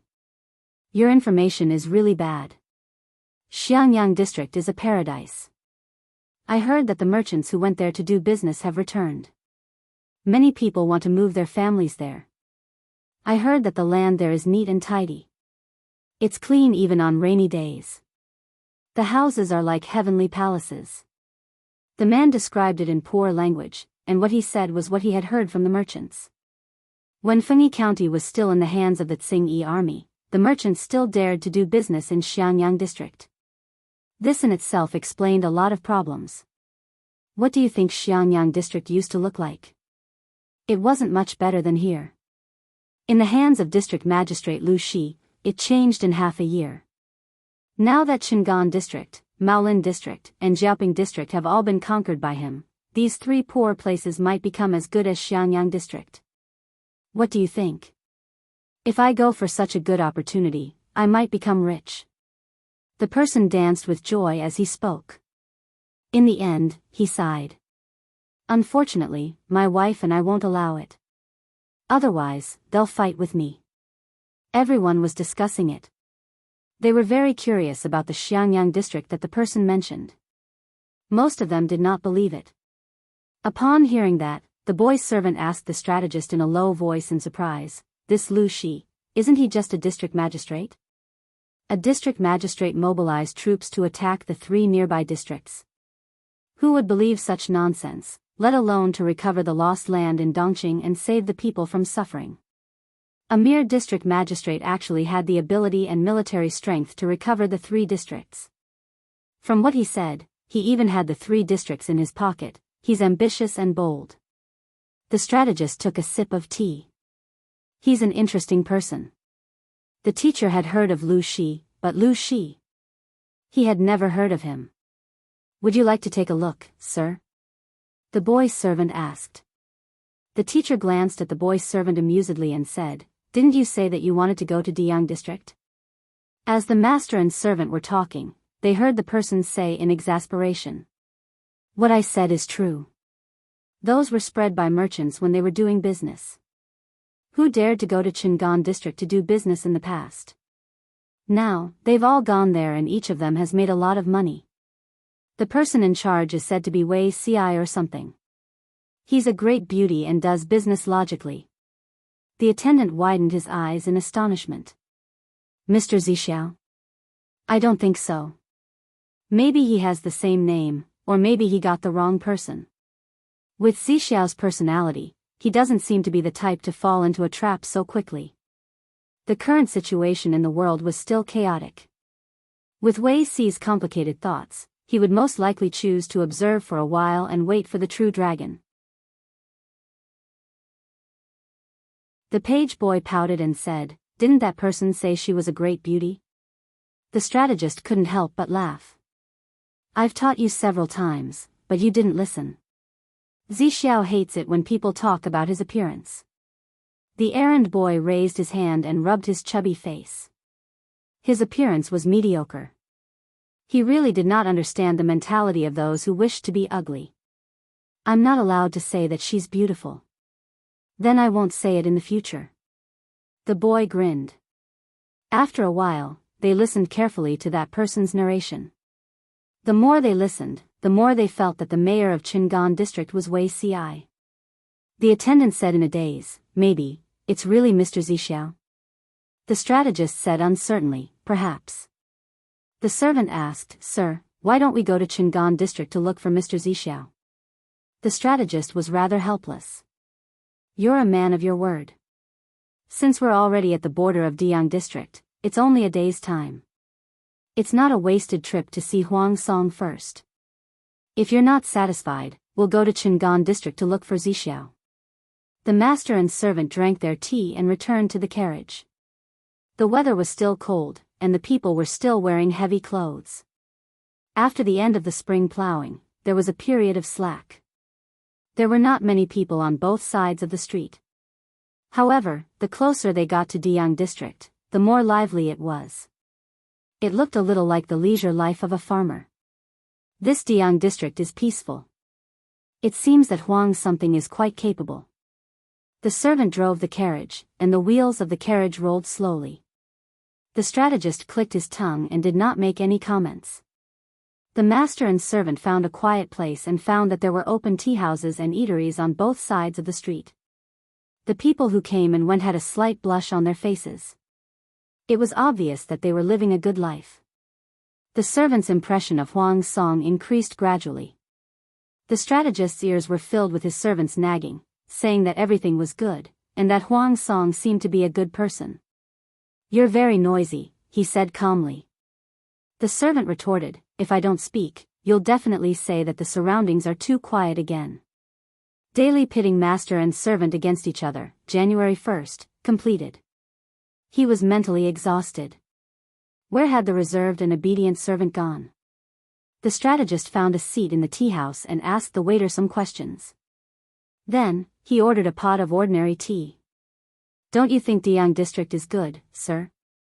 The servant stretched his neck and looked out of the window. Ever since they entered the city, the scenery they saw was quite good. There were even children playing on the streets. "It's quite good. However, it was not good enough." "Are you going to stay here, sir?" "Let's meet Huang Song first before making a decision." The strategist frowned, and information about Huang Song flashed across his mind. Since Huang Song and Feng Zhu had caused a lot of trouble for Prince Changsho, Prince Changsho had investigated the identity and background of these two people. Huang Song was the godson of Huang Tan, who was a eunuch's descendant. His family background was a problem. However, he was not much better. Naturally, he would not be picky about his family background. As for his ability, the Jianghu district in front of him was the best evidence. However, he had to focus on this person's breadth of mind and bearing. After all, he was the one who had schemed to get Prince Changsho to frame Huang Song. How could Huang Song not bear a grudge and be disgusted? He did not want to be put in a difficult position. "How do we meet him?" the servant asked. "Hand over a visitation card and say that Yang Si, from Ding County at the border of Qinzhou, wishes to meet him." The servant exclaimed and said, "Sir, if we directly send a visitation card, he might not be willing to meet us." Yang Si said with a smile, "If Huang Song doesn't even know who plotted against him, there's no need to meet him. If Huang Song investigated him, he would naturally know who Yang Si was. Regardless of whether he flew into a rage or something else, he should at least meet him." The servant nodded in agreement and wrote a visitation card neatly. When the gatekeeper saw that the servant was dressed in rags and had countless patches on his clothes, he felt disdain in his heart. He took the visitation card unhappily.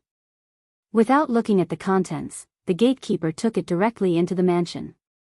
He did not put the card at the top. Instead, he squeezed it to the bottom. The visitation cards placed at the top were all from important people. After waiting for 3 days, there was still no news. Yang Si asked the servant to describe the situation that day in detail, and the servant said it aggrievedly. "How would he pay attention to you when you were wearing a set of patched clothes? I'm afraid this card won't even reach that person's table. Forget it, forget it. If we can't meet, then we can't meet. Pack up, let's set off to find Zixiao.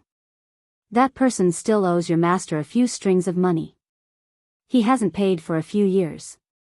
This time, we must get it back." Yang Si did not have any reluctance to leave, so he asked the servant to pack up and leave. The servant pulled the rug from under his feet. "It's not that Mr. Zixiao owes you. It's clearly that you compounded the interest, from a penny of buns to a few strings of money." Yang Si turned his head and scolded him softly, "No one will think you're mute if you don't speak." After the master and servant had been on the road for half a day, Feng Zhu, who was already crazy busy, inadvertently flipped through the pile of visitation cards on Huang Song's table.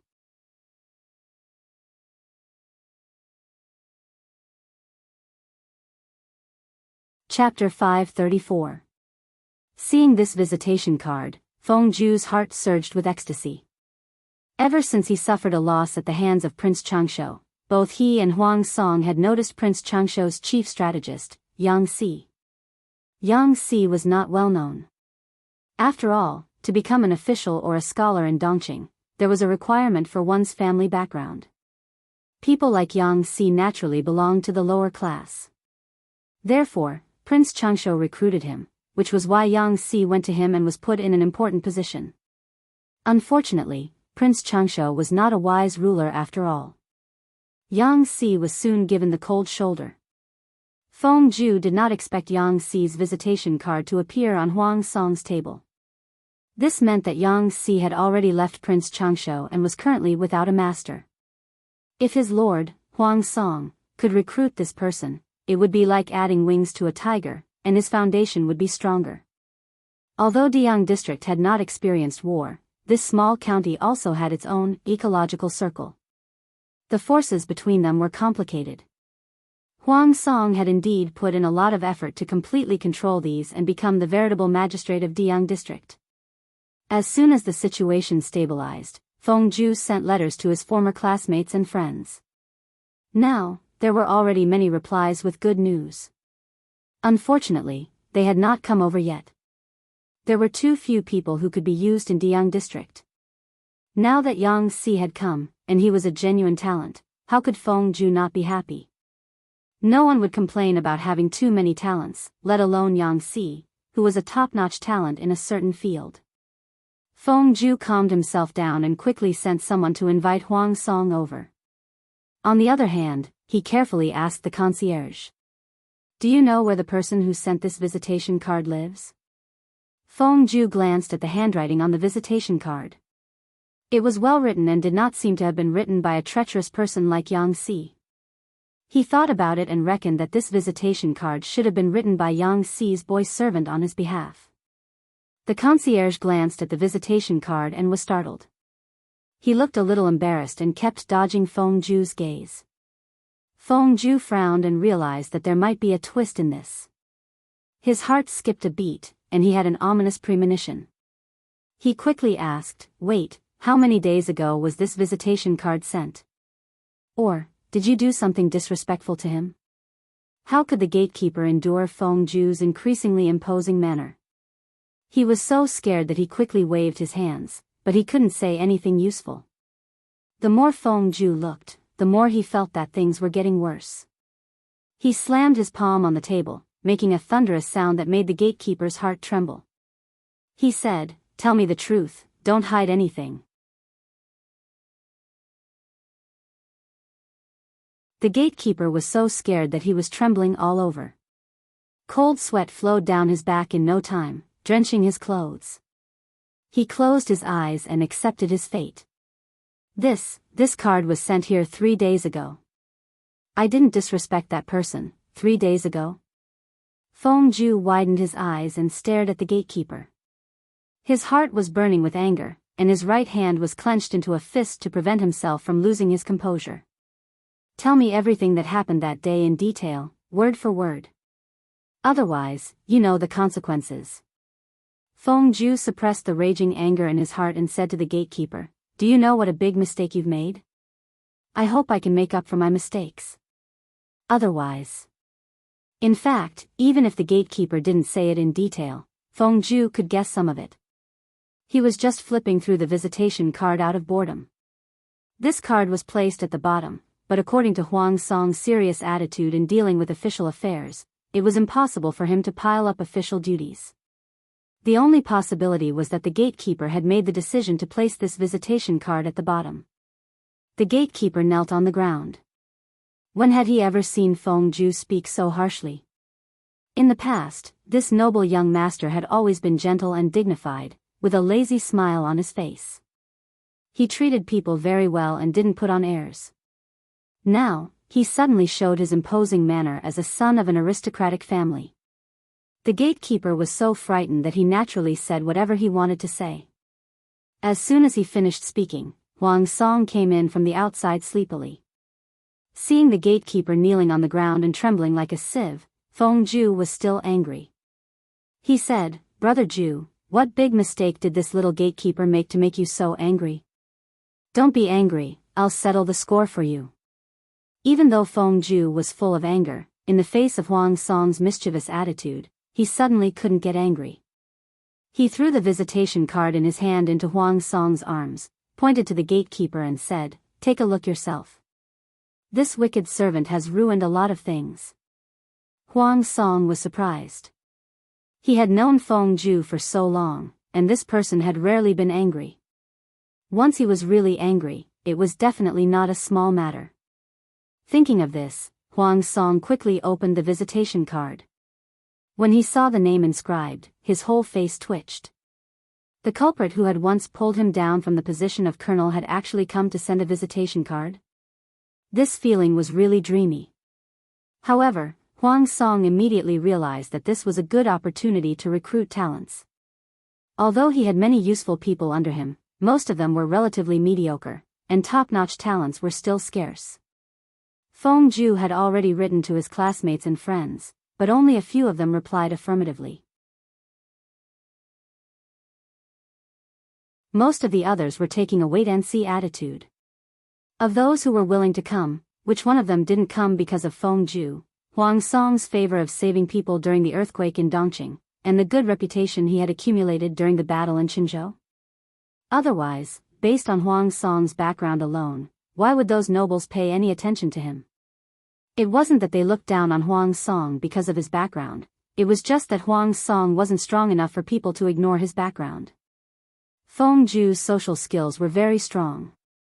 He had made a lot of friends when he was studying in the academy, and they maintained correspondence all year round.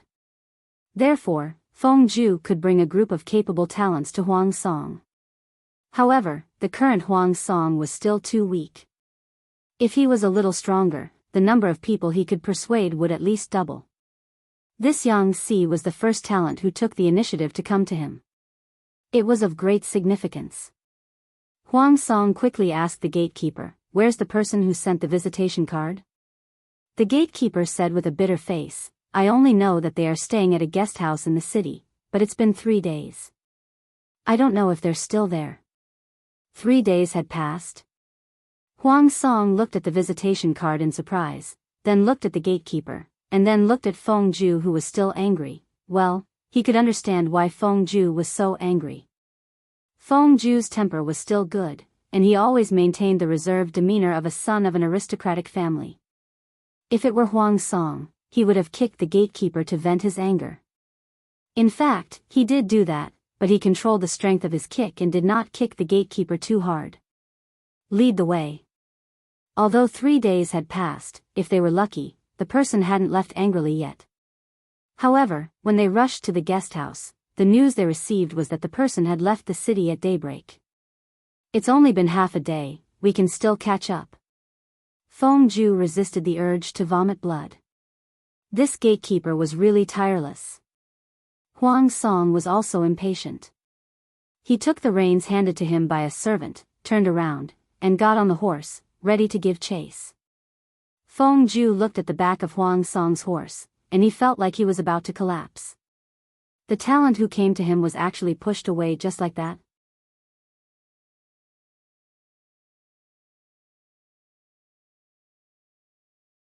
Chapter 535. The old horse pulled the carriage and walked leisurely. 1 step, 2 steps, 1 step, 2 steps. The pace was so slow that it made one sleepy. Although they had been walking for half a day, they were not too far away from Jianghu district. The boy servant sat outside the carriage and muttered. "Sir, what if the person in charge of Jianghu district isn't Mr. Zixiao?" the boy servant asked worriedly. Yang Si lifted the curtains on both sides and rolled up a book in his hands. The handwriting on it was delicate and powerful. Although it was not the work of a master, one could see the foundation of the handwriting. It had its own style, which was completely different from the boy servant's regular handwriting style. After listening to the boy servant's complaints, he said, "You're so unpredictable. If it weren't for my good temper, I don't know how much you'd suffer. You were the one who said you wanted to come to Jianghu district and Qinghai district. Now, you're the one who doesn't want to go." The boy's servant muttered, I'm just worried. I ran into a wall in Diyang district this time. What if I run into a wall in Shingon district too? It was very dangerous to go out, especially when the situation in the north was unstable. There were conflicts between the Tsing-Yi army and the Red Lotus group everywhere. There were countless mobs who became bandits. The master and servant could arrive in Diyang district safely, but it did not mean that they could arrive in Shingon district safely. Yang Si said, "You're worrying too much. Instead of worrying unnecessarily here, why don't you think about what to eat for lunch today?" "I refuse to eat dry food." The boy's servant said with a bitter face, "You're still picky at this time. It's hard to serve you." The master and servant chatted again. After about an hour, the sound of hooves could be heard behind them. Yang Si frowned and leaned a little closer to the window to take a look. He saw a young man in clean clothes galloping on a horse. From his appearance, he should be the son of a wealthy family, but at this moment, it was as if his buttocks were on fire, and he had an anxious expression on his face. Huang Song saw the carriage in front of him moving slowly. He suddenly pulled the reins and saw a thin man sitting inside through the window. His cheeks were a little plump, and his eyes were gentle. His eyes were like dark deep pools, and his lips were naturally upturned. No matter from which angle one looked at him, he was an amiable man. He was far too different from the Yang Si in Huang Song's imagination. When he saw the young attendant sitting outside the carriage, dressed in old clothes full of colorful patches, he stared at him with wide eyes. "Hero, what do you want to do?" The servant looked at the other party in panic and tightened his grip on the horsewhip in his hand. When Huang Song saw the page boy, he couldn't help but think of what the gatekeeper had said. His eyes lit up as he looked at Yang Si in the carriage. He cupped his fists, composed himself, and asked, "Sir, are you Yang Si, Mr. Yang of Jiangding County?" The attendant looked a little surprised. Unfortunately, Huang Song's attention was on Yang Si and he did not notice this detail. Yang Si put down the book in his hand, lowered his eyelids, and said with a natural expression, "My surname is Zhao." "You've got the wrong person." Huang Song was disappointed.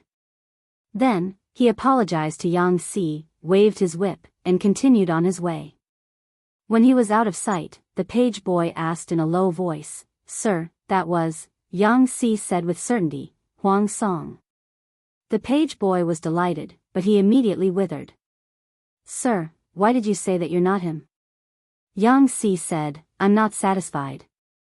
This person is still too young and impulsive. I'm an old man who can't stand being tossed around." The page boy did not ask any more questions. If his master was not satisfied, then it was definitely not good. In fact, Yang Si was very satisfied with Huang Song's behavior of chasing after him. If Huang Song became more stable and mature in a few years, Yang Si felt that this person was indeed worth a try. He was able to disregard the past grudges and chase after him all the way. Just this action alone was more than 10 times better than Prince Changsho. Yang Si said, "Wait a few more years. This person might be a hidden dragon. Now, let's go to Shingon district to find Zixiao to collect our debt and freeload for a few years. If Huang Song doesn't become crooked, we'll make another trip to Diyang district." Even if he left the mountain to look for a wise master, this was also about timing. He was indeed very satisfied with Huang Song. However, the timing was not right now. Naturally, Yang Si would not go back to him. The page boy was almost confused by his master, but he only needed to follow orders. Huang Song rode the horse and searched for an entire afternoon. There was no one who matched Yang Si and his servant on the road. When he thought about it again, he was immediately annoyed. That pair of master and servant was definitely Yang Si and his servant. When Feng Ju saw Huang Song return with a disappointed face, he asked about the situation and knew why Huang Song did not stop them. He sighed and said, "I'm afraid that Yang Si is angry." Huang Song felt uncomfortable and was quite critical of Yang Si's actions of playing tricks on people. He said, "Their carriage can't drive fast. If we send troops and horses, we can intercept them." Feng Zhu frowned and said tiredly, "Forget it. The people's hearts are not here. What's the use of stopping them?" If the concierge had not caused trouble, Yang Si would have been taken in. Unfortunately, such a big problem had arisen. Among the truly talented people, which one of them wasn't arrogant and prideful? After being treated coldly for 3 days, Feng Zhu would feel angry even if he were in Huang Song's shoes, let alone Yang Si, who had some grudges with Huang Song. Since Feng Zhu had said so, Huang Song could only give up dejectedly. On the way north, the number of refugees they saw increased several times, but there was no despair or numbness on their faces. This surprised the page boy and Yang Si. After asking carefully, they found out that these refugees were rushing to Qingan District, Maolin District, and Jiaping District. They're recruiting people there now. 3 meals a day will be provided. At least they won't starve there. I heard that if they do well, they can even be promoted and rewarded. In the future, if they settle down in the county town, they can even get their own land and rent a house in the county town. Many refugees talked about this. In addition to some doubts, they were more hopeful about their future lives. Yang Si and his servants slowly rushed to Qingan District. From afar, they could see people working on the city wall. Even though it had been more than a month, they could still tell from the traces on the city wall that the tragedy of the siege had been. The page boy could not understand, but Yang Si found a way. There were many refugees waiting outside the city. There were 2 roads to enter the city. One was for the people in the city to enter and exit, and the other was for the refugees. The current Qingan District was like a dance on the tip of a knife. Every step was extremely dangerous. The guards in the city were not as strong as what outsiders saw. If there were people with bad intentions among the refugees, they might cause trouble. Therefore, the screening of refugees entering the city was extremely strict. Even if they were refugees, the people in charge of the inspection were divided into 2 groups. One group was men, and the other group was women. The refugees had to queue up and be divided into 2 groups according to their gender for inspection, registration, and review. The page boy did not go to the group of refugees. Instead, he went to the tall city gate that was wide open. As expected, they were stopped. The page boy said, "My teacher and I are not refugees. We're here to look for someone." The guards at the city gate asked, "Looking for someone?" The page boy said politely, "The manager of Qingan District, Wei Ci, Mr. Wei Zixiao."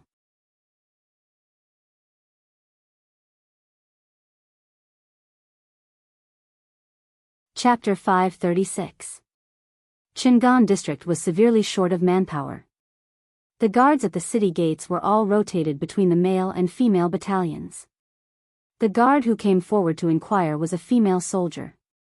The attendant was a little slow to realize the gender of the guard, and he looked a little helpless. There was something wrong with Qingan District. Why would they let a woman guard the city gate and let her be exposed to the elements? The female soldier did not know what the other party was thinking. She saw that the page boy was wearing old clothes that were full of patches. The horse that was pulling the carriage was an old horse that looked like it was about to die. The horse walked slowly and the carriage was shabby and simple. They must have suffered a lot in Qingan District.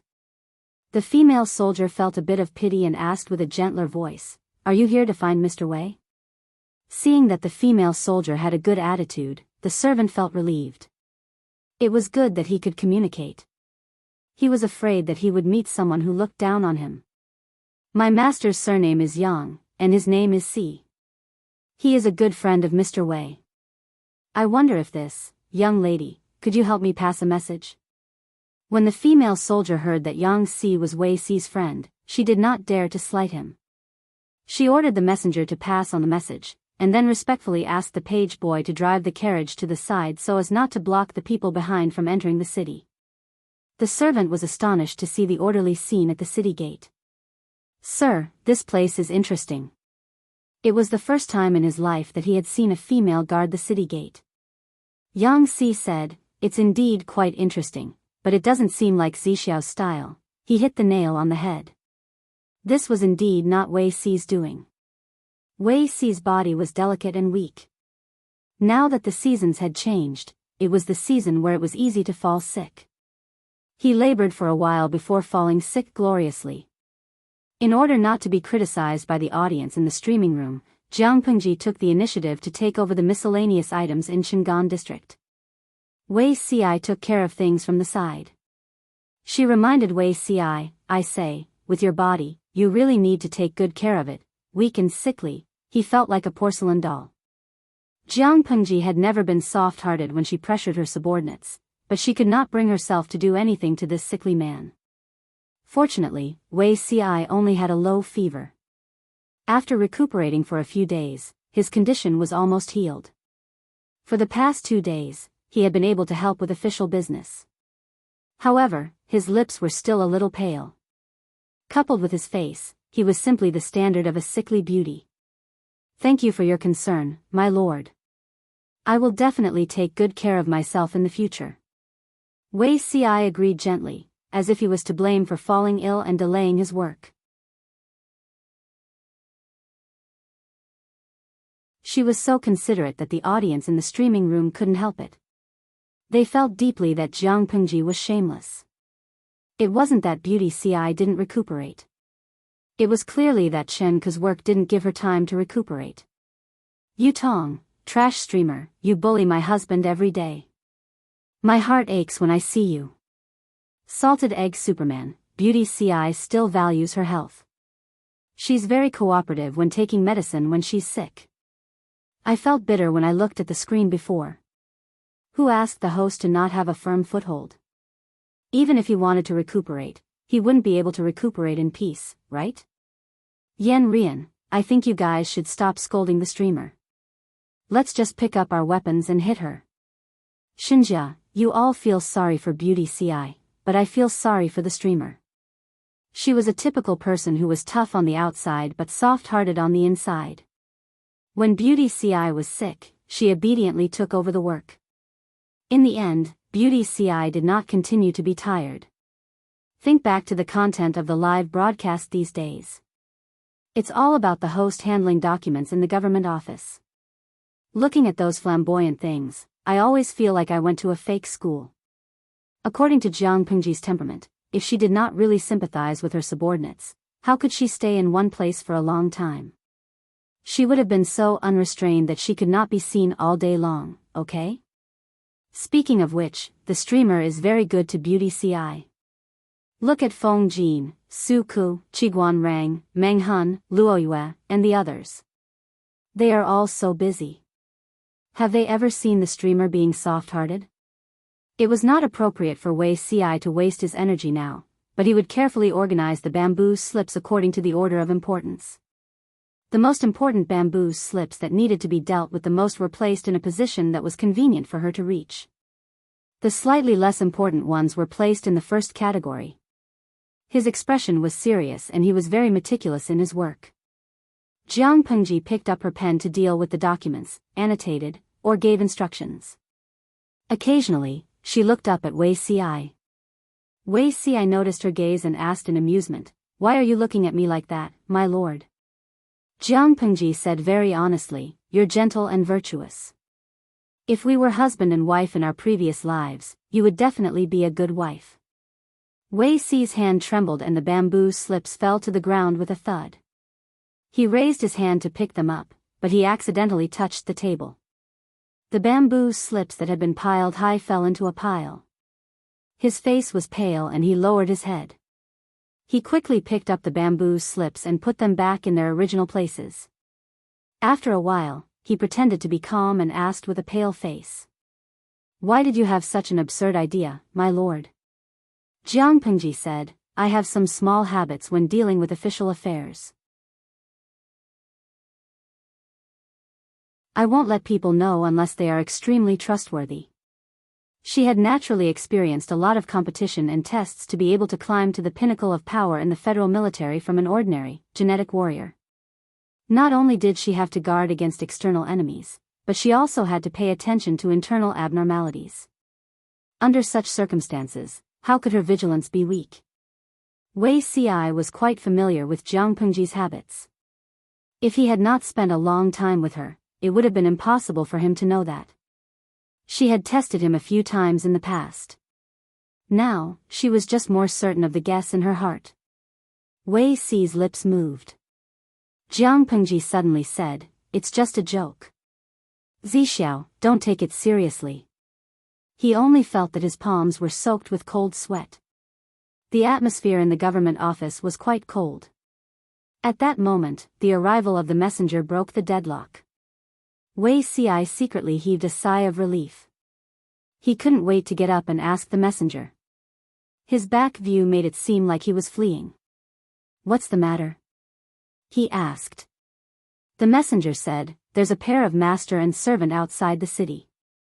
They claim to be your friends." After Qingan district was conquered, Wei Si drafted several letters, intending to lure a few friends over. However, he had been too busy recently and had a minor illness. The letters had not been sent yet. "Who is it?" "They claim to be Yang Si from Jiangding County," the messenger replied. Yang Si? Wei Si's mind went blank for a second. Jiang Pengji's ears were very sharp. She asked, "Zixiao's friend is here?" Wei Si's previous nervousness was swept away. Surprise surged in his heart. Even his voice sounded a little cheerful. "Yes, Jing Rong is here." "Jing Rong?" "He's from Jiangding County in Shenzhou. His name is Yang Si. His courtesy name is Jing Rong." Wei Si could not suppress the smile on his face. This person is a great talent. Jiang Pengji sized up Wei Si's fragile little body. She asked calmly, "How talented is he?" Wei Si did not know why. He said frankly, "I'm ashamed of my inferiority."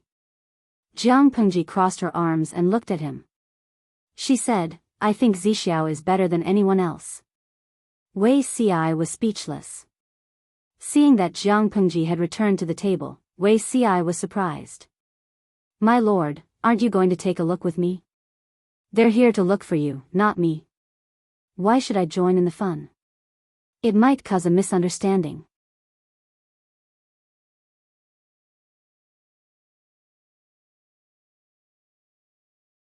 Chapter 537. Wei Si said, "I didn't think this through. Please wait for a moment, my lord. I'll go and welcome Jing Rong. Go and come back early." Jiang Pengji buried her head in the table. The tall pile of bamboo slips and documents drowned her figure. The messenger traveled quickly and the news was not delayed. Yang Si and his servant did not wait long outside the city. When Wei Si arrived at the city gate, he saw Yang Si sitting on the edge of the carriage, looking at the refugees in the queue with interest. "Jing Rong, is it really you?" Hearing the familiar voice, Yang Si turned his head and saw his friend in heavy clothes. It made him feel hot just by looking at him.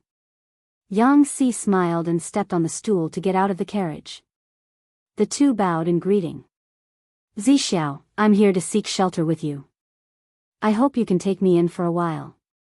Wei Si was delighted. The smile on his face became brighter and more sincere. He hurriedly joked, "You and I are close friends. There's no need to stand on ceremony. Not to mention for a while, even if you're here for 30 to 50 years, I won't chase you out." A few female soldiers who were paying attention to the conversation secretly exchanged glances. They thought it was fake, but they didn't expect Yang Si to be Wei Si's friend. Listening to the conversation between the two, the female soldiers revealed a meaningful look that said, "You know what I know." Yang Si said bluntly, "Wei Zixiao, what you said is fake. If you're here for 30 to 50 years, won't your future sister-in-law turn the world upside down?" Nowadays, men were prevalent in the world.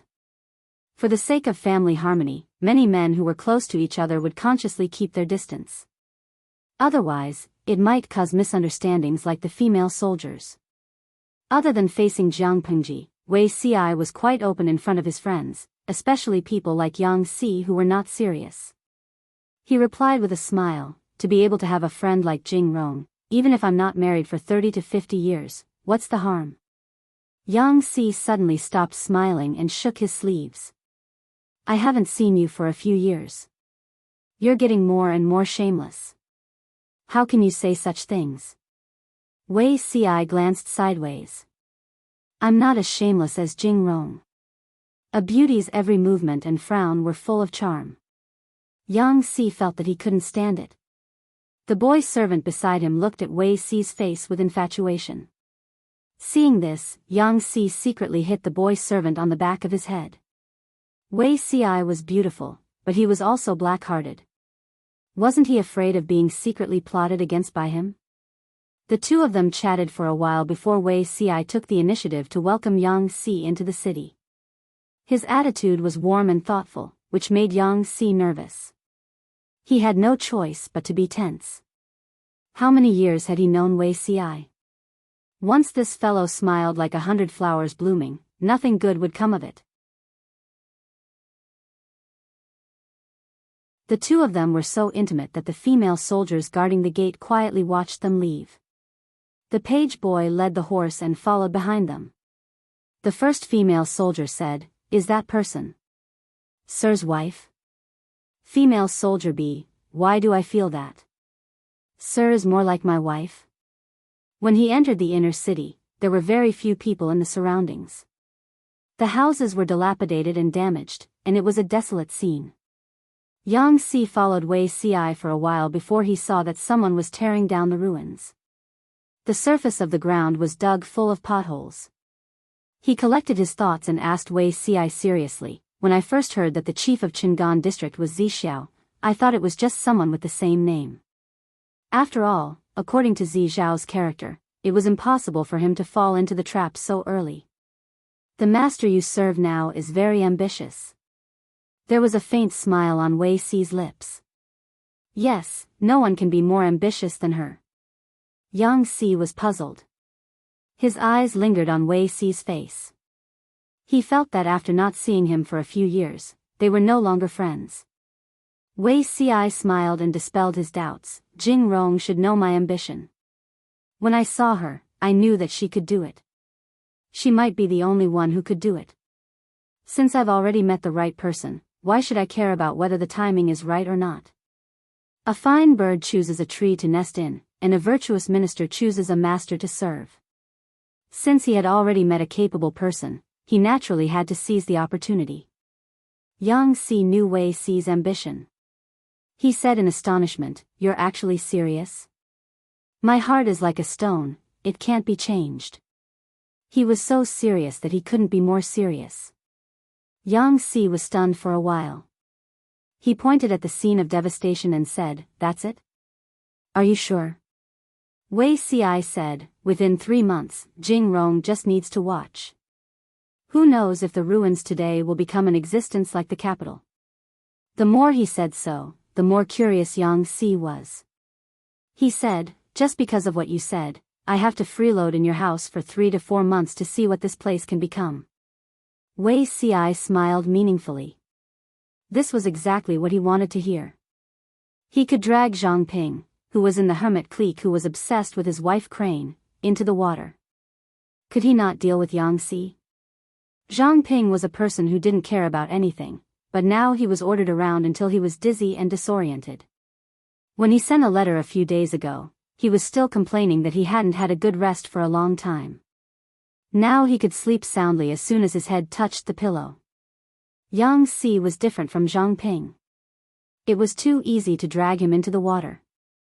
Yang Si looked at Wei Ci's smile and shivered involuntarily. He felt some goosebumps on his back. He said rudely, "Don't smile, I get scared looking at you."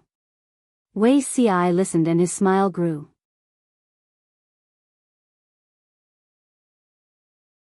The pressure of the government office was basically piled on Jiang Pengji.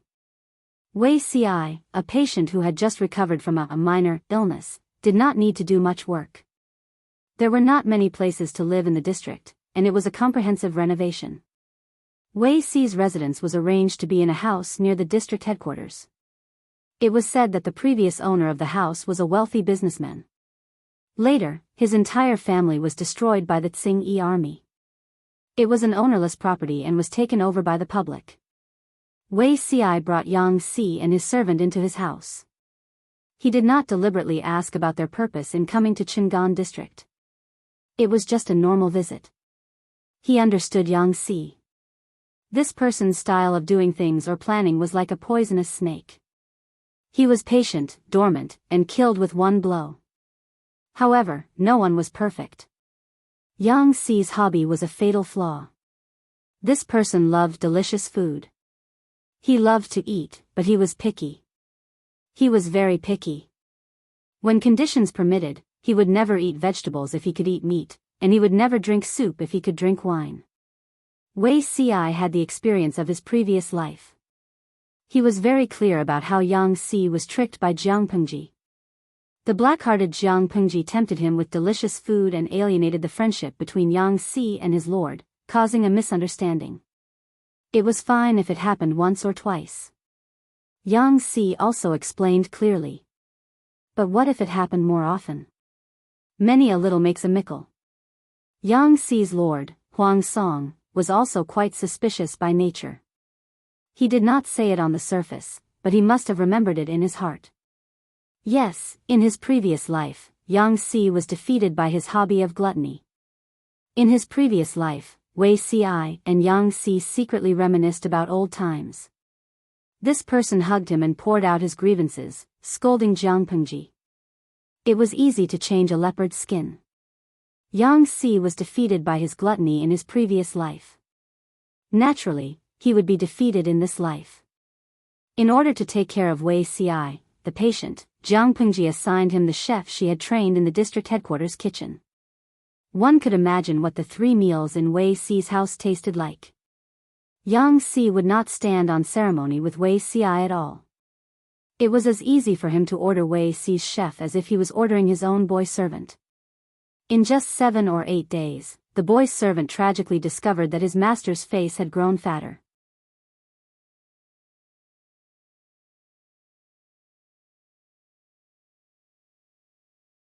Chapter 538.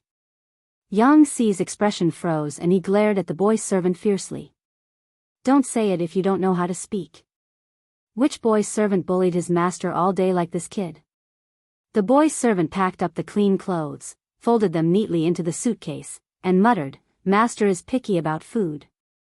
He won't eat this or that. He won't stop until he gets what he wants to eat. I don't have the skills of a chef." Yang Si was stunned and said matter-of-factly, "Then go and learn." The boy servant chuckled, "I also ate some. Such delicious food must be a family skill. Who would be willing to teach outsiders? If that's the case, it makes sense." By the time Wei Xi returned, the moon was already high in the sky. Yang Si squatted down to wait for him and asked, "Can your family's chef be sold?" Wei Xi asked in a puzzled manner, "You mean the residence's chef?" That person was specially rewarded by the Lord because she sympathized with Xi's health. As long as it was a reward, no matter if it was a person or an object, it had a special meaning and naturally could not be sold. Yang Si said, "Then can you let that chef teach my boy servant culinary skills? I'm afraid I'll starve to death if I get used to eating the food in your residence." Yang Si never hid his hobbies in front of his best friend. Eating was also a kind of art. Loving to eat was also a way to enjoy life. There was nothing to be ashamed of. Wei Xi thought about it and said bluntly, "You can, but the chef's main responsibility is to be in charge of the residence's 3 meals and teaching others culinary skills. I'm afraid this is not his job. If you want to learn, you need to pay for it." Talking about money hurt feelings, and talking about feelings hurt money. Whether it was Yang Si or Wei Xi, both of them were not beautiful white flowers. Who didn't understand each other? Hurting feelings was hurting feelings, but money had to be talked about. Yang Si's entire fortune was just those 2 boxes of books and some small property. Based on his understanding of Wei Xi, this person would definitely demand an exorbitant price. So he decided to strike first and gain the upper hand. "Zixiao, have you forgotten that you still owe me a few strings of money? Just pay it off." Wei Xi was stunned for a moment. When did he owe him money? Everyone knew that Yang Si not only loved to eat but was also stingy. He was not greedy, but the money that entered his pocket could not go out. Attribute Pishio. Yang Si rummaged through the old debts. The so-called old debts of a few strings of coins originated from a steamed bun worth 1 copper coin back then. Wei Ci, sure enough, he still didn't know this friend well enough. How many strings of money could a steamed bun worth of a copper coin roll out of it? After thinking about it, he changed his words and said, "All right, I'll return it to you." Yang Si was surprised. When did Wei Ci become so easy to talk to? When it comes to craftsmanship, I think the small kitchen in the government office is the best. Why don't you send your page boy there to learn for a few days? Yang Si nodded in agreement. For a foodie, there was nothing more tempting than delicious food. Seeing Yang Si like this, Wei Ci suddenly understood why Yang Si had been tricked so badly by His Majesty in his previous life. Serves you right. During the time when the page boy went to school, Jiang Pengji found that the food in the small kitchen of the government office was increasing. Even though she had a big appetite, she felt a little bloated after a meal. The key was that the taste of the food was a little heavy, which made her mouth dry. However, her stomach had no capacity. No matter how thirsty she was, she could only hold a mouthful of water in her mouth to quench her thirst. She could not swallow it. She called the chef over and asked. Only then did she know that the menu in the small kitchen was specially instructed by Wei Ci. With this reason, Jiang Pengji waved her hand helplessly and sent the chef away. She said with a face full of affection, "Let him be." Just as Wei Ci expected, the page boy showed off in front of Yang Si after learning a little, which aroused the gluttonous worm in Yang Si's stomach. When he was working the next day, Wei Ci heard Yang Si waiting outside. He looked up at the sky and knew that Yang Si had come over at mealtime. It was also a unique skill to freeload in such an elegant and refined manner. Because she was busy with government affairs, Jiang Pengji basically stayed in the government office. She also ate there. There were only the two of them in the originally simple and crude government office. Today, a young man with a little baby fat suddenly appeared. Her eyes drifted away and she ate her own food, ignoring the other party. Yang Si also ate as if there was no one else around. His appetite was quite good. In short, the atmosphere was a little awkward. Wei Ci originally wanted to create an atmosphere for the two of them to talk. According to his lord's charm and enigmatic temper, the two of them would not immediately collude with each other, but at least they would hit it off. Now, they had no intention of talking at all. Not only did the three of them feel that the atmosphere was strange, but the audience in the streaming room also noticed the clues. Chunlai, I came to watch the ruler and his minister eat. Why is there an awkward third wheel? Maybe it's a newly recruited talent? The streamer's territory is getting bigger and bigger now, and she needs more people. Kojiao Chi fan, the atmosphere is obviously not right. It feels like the three of them are eating on their own. They don't even make eye contact. Jiang Pengji was under a seal that said, "My subordinate is sick and I have to help him work overtime." For the next few days, the scene of the live streaming was in the small government office. The audience in the streaming room was a little tired of watching. The 3 mealtimes every day were their only fun. Watching the streamer and Beauty Ci eat, many people could eat a few more bowls. After all, they were good-looking and had an appetite. Who could get used to the sudden appearance of a stranger, Yang Si? For the next few days, Yang Si came to the government office to report for meals. At first, it was just 1 meal a day, then 2 meals a day, and finally 3 meals a day plus various snacks. Jiang Pengji was tired of watching it. She directly said to Yang Si, "Why don't you stay? It's quite troublesome to report every day." This was the first sentence she said to Yang Si. Wei Ci was shocked when he heard this. His right hand, which was holding the brush, drew a long line on the bamboo slip. No, what was the difference between his lord's words and throwing people away? Recruiting a strategist could not be like this. Especially for someone like Yang Si who was very sensitive about his self-esteem, Such ambiguous words were a taboo. If this was said by a friend, it would at most be a joke. If it was said by a stranger, it would be very easy to be judged as mockery. Yang Si was a little unhappy at first, but when he looked up into Jiang Pengji's eyes, he realized that she did not mean to mock or disdain him. She was simply stating a fact. This discovery extinguished the flame that had just appeared in Yang Si's head. What if you don't want to? That's a pity. The food in the government office is only made from the materials that can be found around Fengyi County. It's poor in variety. Compared to delicacies, it's just the tip of the iceberg. Jiang Pengji continued, moreover, if you don't want to, remember to pay for the meals for the next few days. Was he bullying her strategist with compound interest? If he didn't agree, he would be in debt for the rest of his life. Yang Si continued to look at her. And then? She said, if you follow me, you can eat all over the world in the future. If you don't follow me, try to see if you can walk out of this door. Wei Si's heart was like dead ashes. With his lord's temperament, it was no wonder that the talents in her previous life were all captured. You're tuning in to the Biyao's Wuxia Chronicles YouTube channel. Don't forget to subscribe and join us on this journey to catch the most captivating stories.